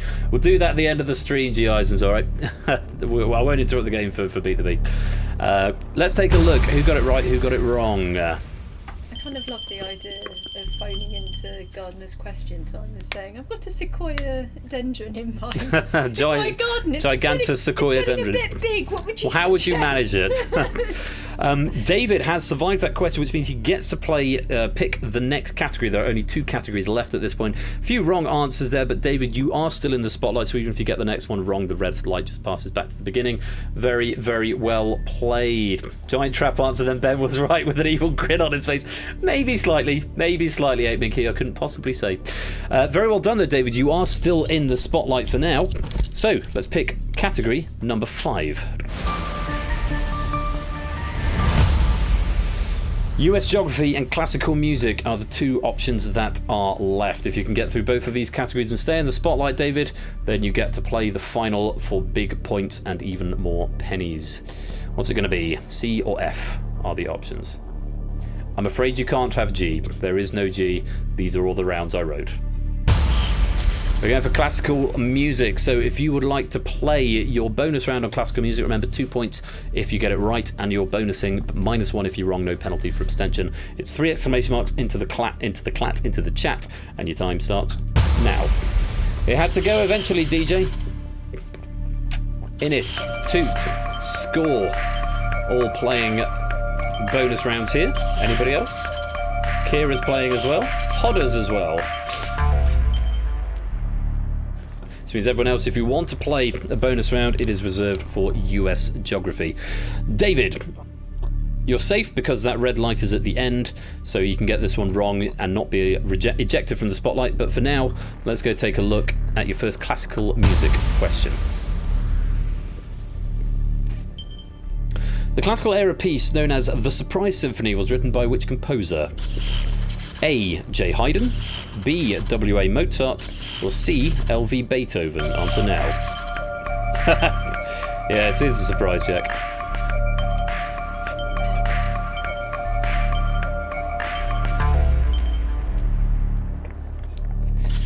Joseph Haydn. Number 94, I think, too. I think it's number 94, but I don't know that because I looked it up earlier on. Oh, a great big noise. I don't know what that noise means. Someone hosting, I think. That tip's to hosting. Thanks for the host tip. Hope you're well, mate. Let's take a look. Who gave me the right answer? Who gave me the wrong answer?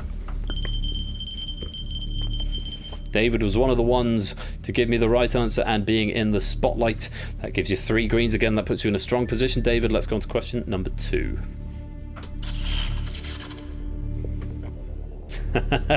Without sighing at Tchaikovsky. Yeah, you're right, Jack. Have a look. Question number 2. The Polish composer Frédéric Chopin was principally known as a composer for which instrument? A. Violin, B. Piano, C. Guitar. Answer now.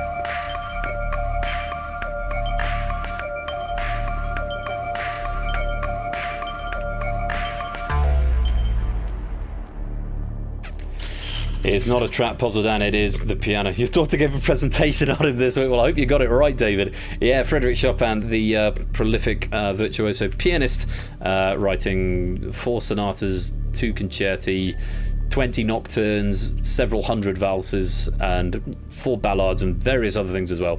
Piano was the correct answer. Again, keeping it in my wheelhouse. Let's see who was right, who was wrong. David confidently getting that, staying in the spotlight and getting a green light there. A few red podiums there, but not many. Let's go on to question number 3. Have a look at this. Which of these is not one of Handel's 4 coronation anthems? I Was Glad, Zadok the Priest, The King Shall Rejoice. Answer now.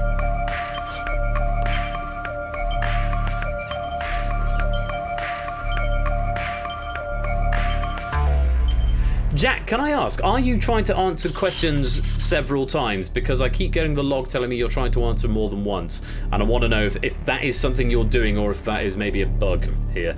The answer for what it's worth is I Was Glad. Zadok the Priest, the very famous coronation anthem. The King Shall Rejoice, not so well known. The other 2 are My Heart Is Indicting, rather, and I can't remember. I conducted them about 3 years ago, and I can't remember the 4th one. But I Was Glad has been set by a number of composers, most famously Parry, also generally used at the coronation of monarchs, but it is not one of Handel's. It's by Charles Hubert Hastings Parry. Often answer the same question twice before I did not go through. Fair enough, Jack. That's why. It just means my log is working correctly. So, I Was Glad was the answer we were after. Are you going to be glad that that was the answer? Let's find out who was right, who was wrong. Zadok the Priest is best known as the tune of the UEFA Champions League theme. False, Jack Wilford. It is a pastiche of Zadok the Priest, but it is a different piece of music. It is based heavily on it, pastiching. The piece is what pastiching is, but it is not the same piece of music. I refute that factoid right there. Let's find out who was right, who was wrong. A lot of red there, but not David Bodicum. David Bodicum has gone green and staying in the spotlight. Yeah, QI Klaxon moment right there. David Bodicum staying in the spotlight with 2 questions left in classical music and then 1 more category to get through. Let's go to question number 4. Have a look at this. Rachmaninoff's Piano Concerto No. 2 in C minor is in which key? A, the same as Dvorak's 9th Symphony, B, the same key as Beethoven's 5th Symphony, or C, the same key as Mahler's 1st Symphony? Answer now.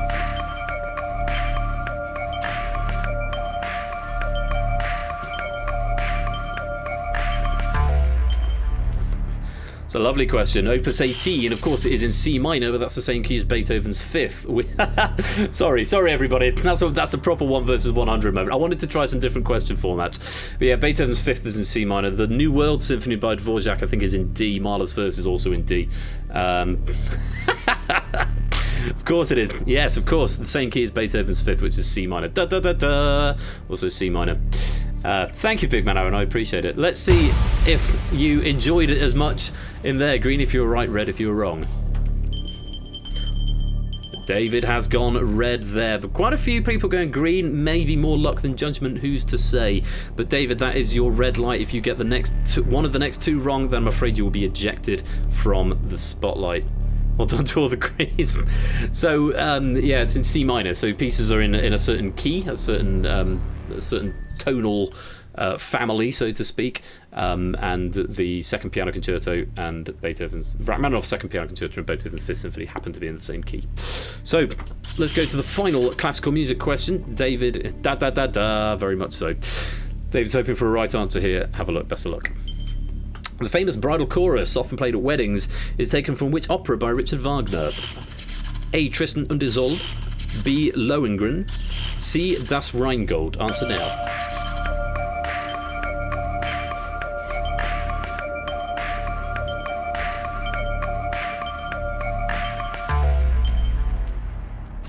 It is in fact from Lohengrin. Tristan and Isolde is basically a reimagined Romeo and Juliet. Das Rheingold is about a river. Lohengrin is... I've no idea. I don't really like Wagner all that much, but I have to play that piece a lot at weddings. C seemed unlikely, yeah. You'd think that would be quite unlikely. But did we get the right answer? B. Green if you did, red if you did not. David's gone green, so he survives to pick the final category, but he has still got that red light there. Very well played to David. And you get to go on to the final category. It's about a river as a bit of an undersell.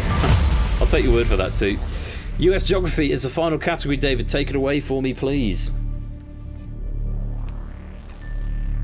C is now the only option, for what it's worth. US Geography is indeed the final one. So, is David going to get all the way to the final and go on to get some major points?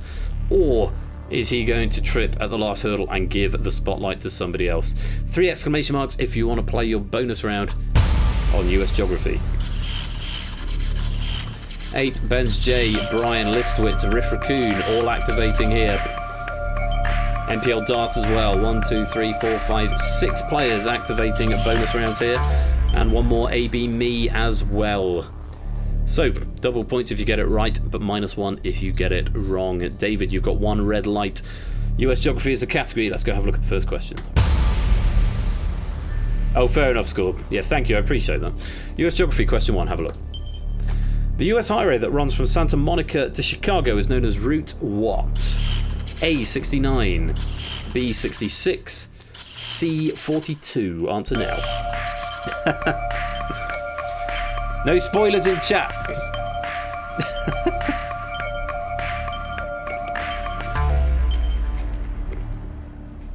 It is, of course, Route 66, the long one. It's not the longest, but it is one of the longest. The other two are genuine routes, but they don't go from Santa Monica to Chicago.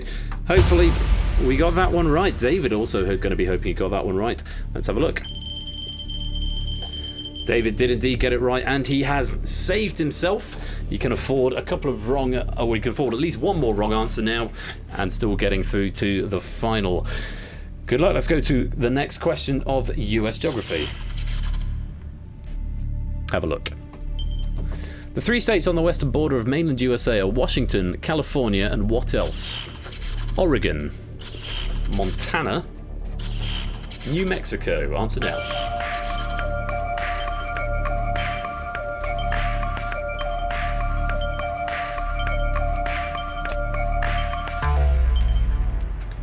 And there is your time up. A. Oregon. You could argue that Alaska and Hawaii are, but they're not really on the mainland USA. They're contiguous, I think, is the word that is used. Yeah, Alaska. You could argue that Alaska and Hawaii are, but they're not part of the contiguous USA. So, Oregon is the answer we were after. Let's see who was right, who was wrong. David has got 3 green lights again, which means if he gets the next one right, he's in a not quite a surefire position, but a very solid position to get into the final general knowledge round. Let's go to US Geography question 3. Have a look at this. What is the state capital of New York? A. New York City, B. Buffalo, C. Albany. Answer now.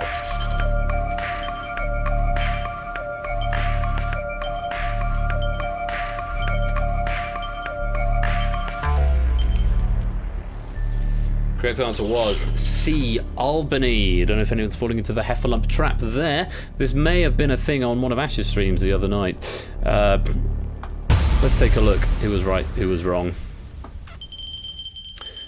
A few red lights up there, but David's staying green. If he gets this next one right, he is guaranteed a place in the final. And in the final, you can't be eliminated. The lights will persist and still do their thing if you're in the spotlight position, but you cannot be eliminated on the final once you're in the spotlight position. So let's go on to question number 4. For David to get this right would put him into the final. Let's take a look. Which of these is not one of the 3 most populous cities in Arkansas? Little Rock, Springdale, Fort Smith. Answer now.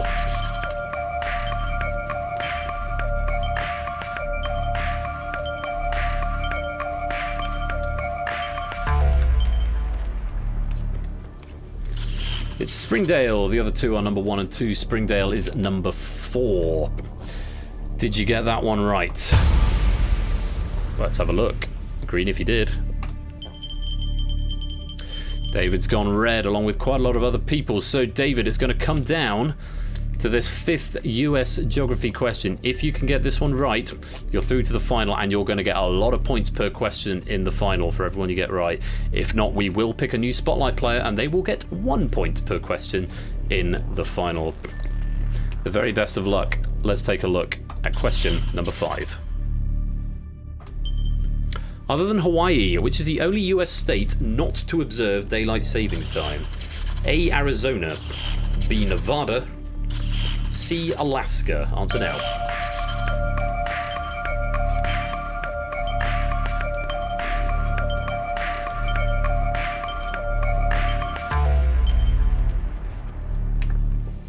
It's Arizona because it's always hot there. Alaska and Nevada both observe daylight savings times, but Arizona and Hawaii do not. So, is David going to the final with a lot of points banked, or is somebody else going to steal the spotlight before the end? Good luck. Oh no! David has gone red, and it means he has got 2 red lights for the first time after the very last question before the final, which means somebody else is going to take the spotlight going into the final. And they will only get 1 point because they've not been in the spotlight before, so they won't have been able to amass points, so they will only get 1 point per question for the leaderboard. But that is rotten luck there, David. Bad luck. You have just been ousted at the literal last second, but unfortunately, David, you have been ejected from the spotlight.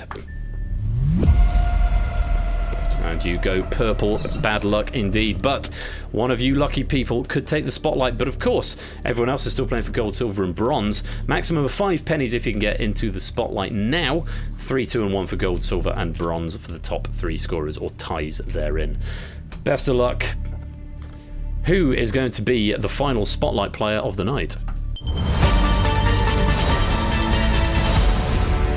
It's ABMe208. ABMe, you are in the spotlight for the general knowledge round, and you'll be getting 1 point on the leaderboard, as and when I write it, which I haven't done yet. 1 point on the leaderboard for every question that you get right, and of course 1 penny for every question that you get right in this final round as well. Everybody else is playing for gold, silver, and bronze. Take a look at your scores and the scores of the players around you, and we'll wish ABMe all the best of luck. Final round, ABMe, is General Knowledge again by Royal Flush. That's me. Can't use your bonus on this round, so let's jump straight into it. The rules are exactly the same as before, A, B, or C, but on a variety of subjects. Best of luck. Take a look at the first question. Oh, but before we do, Pokenuts, gifting a tier 1 sub to David Bodycombe. Thank you very much for the generosity there, Pokenuts, and welcome into the fan, David. You can enjoy ad-free viewing for the next month. Here's your first General Knowledge question. Which pie is the town of Melton Mowbray renowned for? A, pork pie. B, apple pie. C, beef and onion pie. Answer now. Gonna grab the Prosecco from the fridge.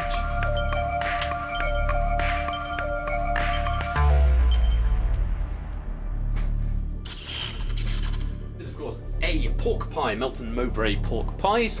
They can only call them that if they come from the Melton Mowbray region of France. It's like champagne. This isn't champagne. It's just, yeah. It's only quarantine if it comes from the quarantine region of France. Otherwise, it's just sparkling lockdown. Was the joke. My favourite joke of lockdown. Pork pie was the answer. Let's see if you got it right.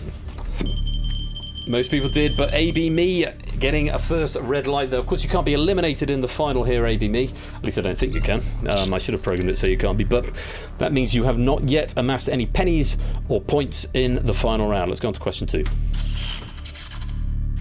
I think it's a British thing, Silent Marine. You get it from the chip shop. Question 2. Who is the name of the male... Sorry, what is the name of the male protagonist in the novel Lorna Doone? Davy Llewellyn, Philip Yordas, John Ridd. Answer now. Apologies for the syntax error in that question. I mean, what is the name of the male protagonist in the novel Lorna Doone?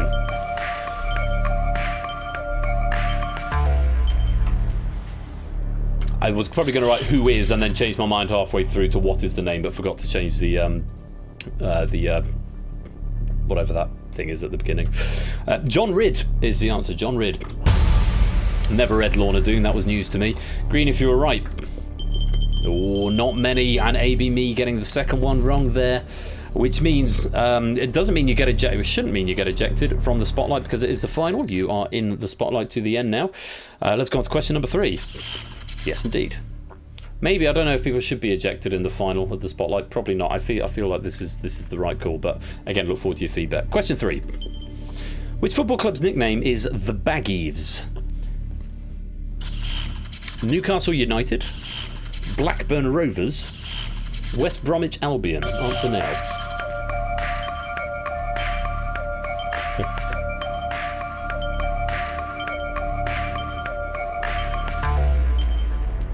And there's your time. It's West Brom. West Bromwich Albion are called the Baggies. I didn't know that. I thought that was Newcastle. But wasn't, as it turns out. Let's take a look. Who got it right?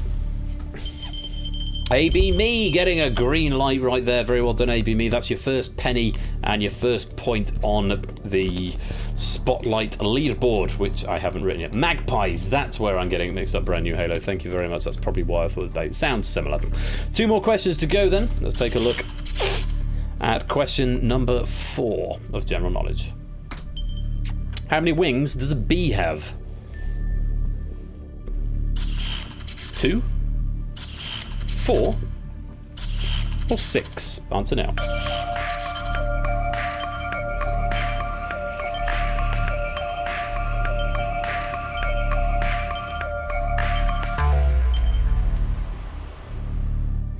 Has got 4 wings, 2 pairs of wings on a bee. Too many. I like bees. Bees are nice. It's wasps I don't like. My wife likes wasps as well, but go figure. 4 was the answer. Who was right? Who was wrong? Let's have a look. Quite a bit of green, including AB Me getting his second penny right there and his second point on the leaderboard. Very well done. 1 more question for you then this evening. 25% of our food, is that right, Dave? That's probably why she likes them then. Let's have a look. Final question of the night. Have a look at this. Which of these body parts is not located on the head or face? A. Philtrum, B. Hallux, C. Canthus. Answer now.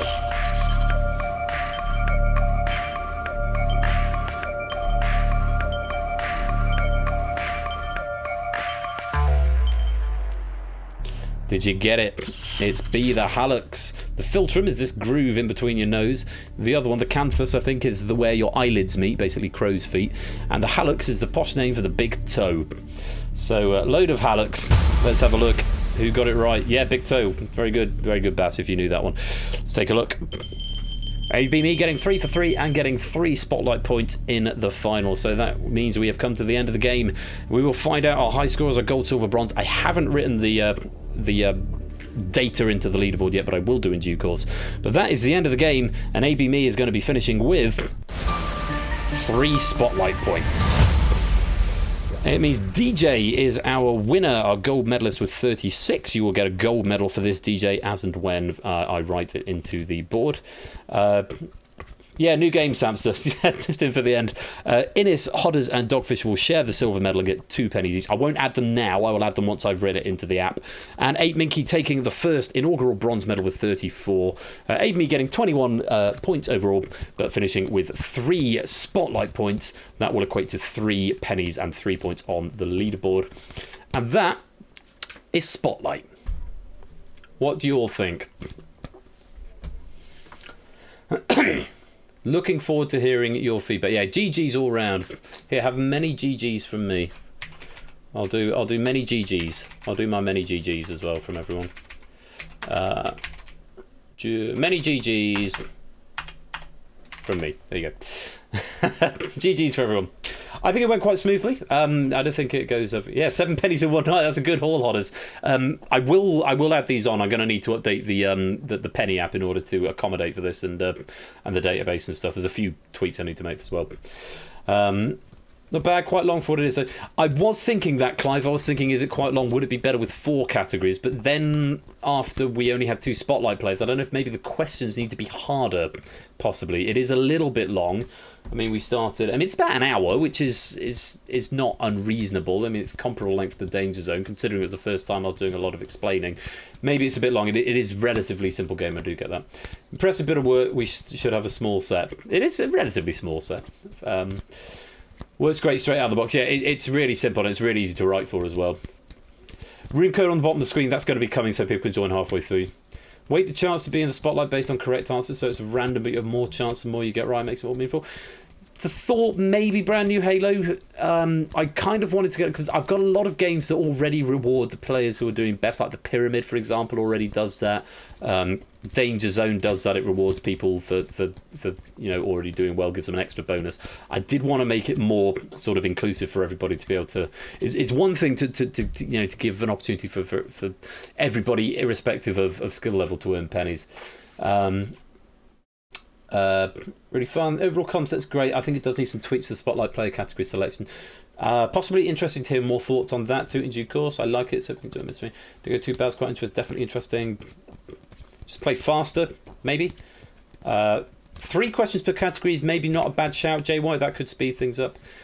Like lottery tickets, make sure you put that in Discord. Yes, do put it in Discord. Any suggestions for me to sort of act at it. A little more pacey if you like it. Might be worth another go at this size to see how it goes fast. Now we're familiar with how it works. Yeah, that's a good thought. Shapes as well. Lottery tickets isn't a bad shout. So for every question you've got right, you get a lottery ticket to be picked for the next draw. That's a really good idea. That's basically how I do the penny lottery at the end of the season. So everybody has a chance. Those who are doing better have a bigger chance, but it's a little bit less arbitrary than whoever is in the lead gets in the spotlight, which is a bit...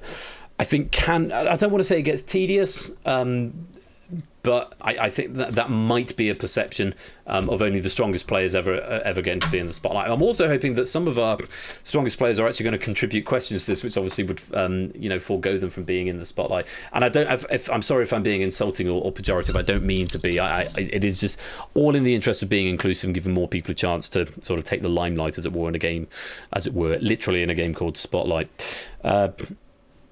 Yeah, please do put that in the server, brand new Halo. The bots just posted the link. I'm going to post it again there. Anyone who's not there, please do go join the server, because that is where some more evil topics. Yeah, it's a good one to get sort of really niche topics in, but you'll have noticed from the Pokemon one, like the Pikachu question is something that even someone who's even got a rudimentary knowledge of Pokemon should probably know that. So it's good to get niche topics, and we can get really interesting topics in that respect. But I need lots of question writers rather than lots of packs from the same writer, if that makes sense, because it will limit it to only one writer per game, so that you can only get a maximum of 3 points for writing, because otherwise you could potentially win the game just by writing really hard questions and it just pulling in your packs.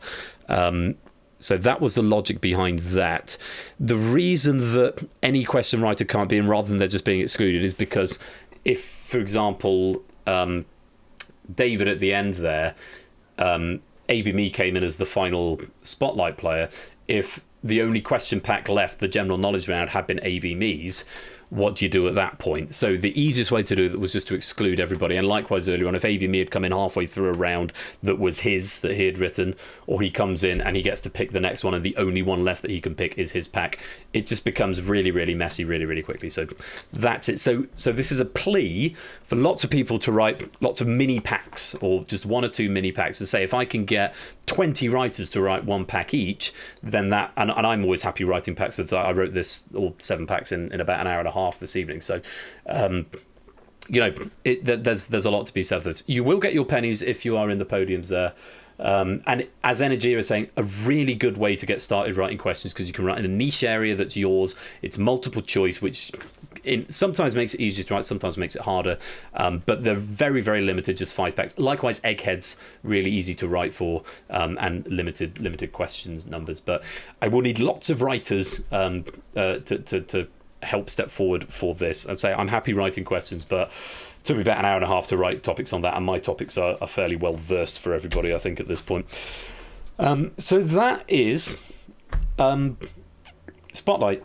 G. Isons, would you be terribly sad if we deferred Beat the Bee, just because I am feeling a bit fried and it's 11:30? I will do that maybe at the top of next stream, because remember, next week is Switcheroo week, and we are going to be having red herrings and cryptex on Tuesday. Probably double red herrings on Tuesday, and a cryptex pack as well. I think cryptex comes from Lingo Maniac. Red herrings, Mr. Quiz, and possibly Toot. I haven't picked the second one, but it'll probably be Toot, because Toots was going to be later in the season, but I might bump it up if we're doing a double. So that's what we got to look forward to on Tuesday, Switcheroo week. Ash, of course, is going to be here on Wednesday with Undisclosed Things on Ash's channel. I'm going to be continuing my Wednesday walk along on Wednesday. We're going to be starting Everybody's Gone to the Rapture at 1 p.m. in the server. So do come and join the server if you would like to watch along with that. If you want to do some walking simulators, plan your lunch break around it. Always really good fun to have a good story in the middle of the day. So do pop along for that. Thursday I'm back with Happy Hour, Double Wheel of Fortune, so a nice easy Happy Hour stream this coming Thursday. Friday Ash will be here once again. You can hear my voice is going now, I've been talking for far too long. Ash here again, and then next Saturday is going to be hopefully the revival of Who Wants to Be a Millionaire, because it's Switcheroo week and Millionaire is a classics game.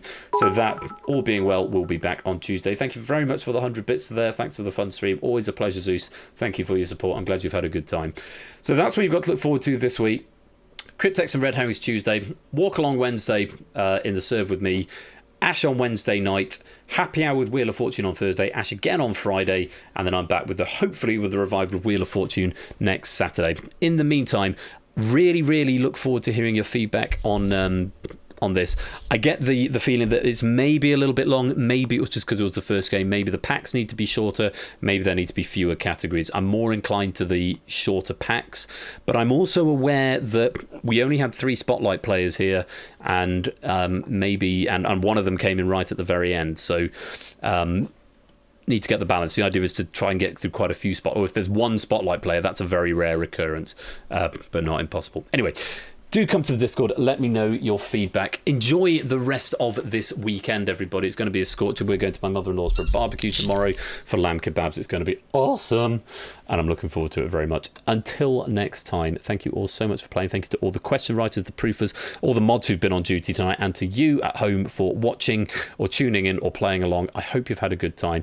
You have been watching Game Night Originals with me, Royal Flush. We are going to see if we can raid Home Game Ent, because sometimes normally we can't.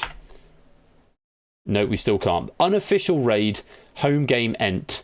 It's going to be twitch.tv/Home Game Ent. No, G.I.S., do you mind if we do that next time? I'm feeling really fried. It's quite late, and I need to go to sleep. I have got it there. I won't clear it, and I will do it at the top of next stream, or next time you're here, G.I.S. Raid message is going to be Spotlight. Thank you, mate. I appreciate you doing that. I'm fried at the end of the night. So look forward to your feedback on that. Thank you all so much for playing. Until next time, I've been Royal Flush. Take care of yourselves. Peace out. And until next time, stay in the spotlight. Good night.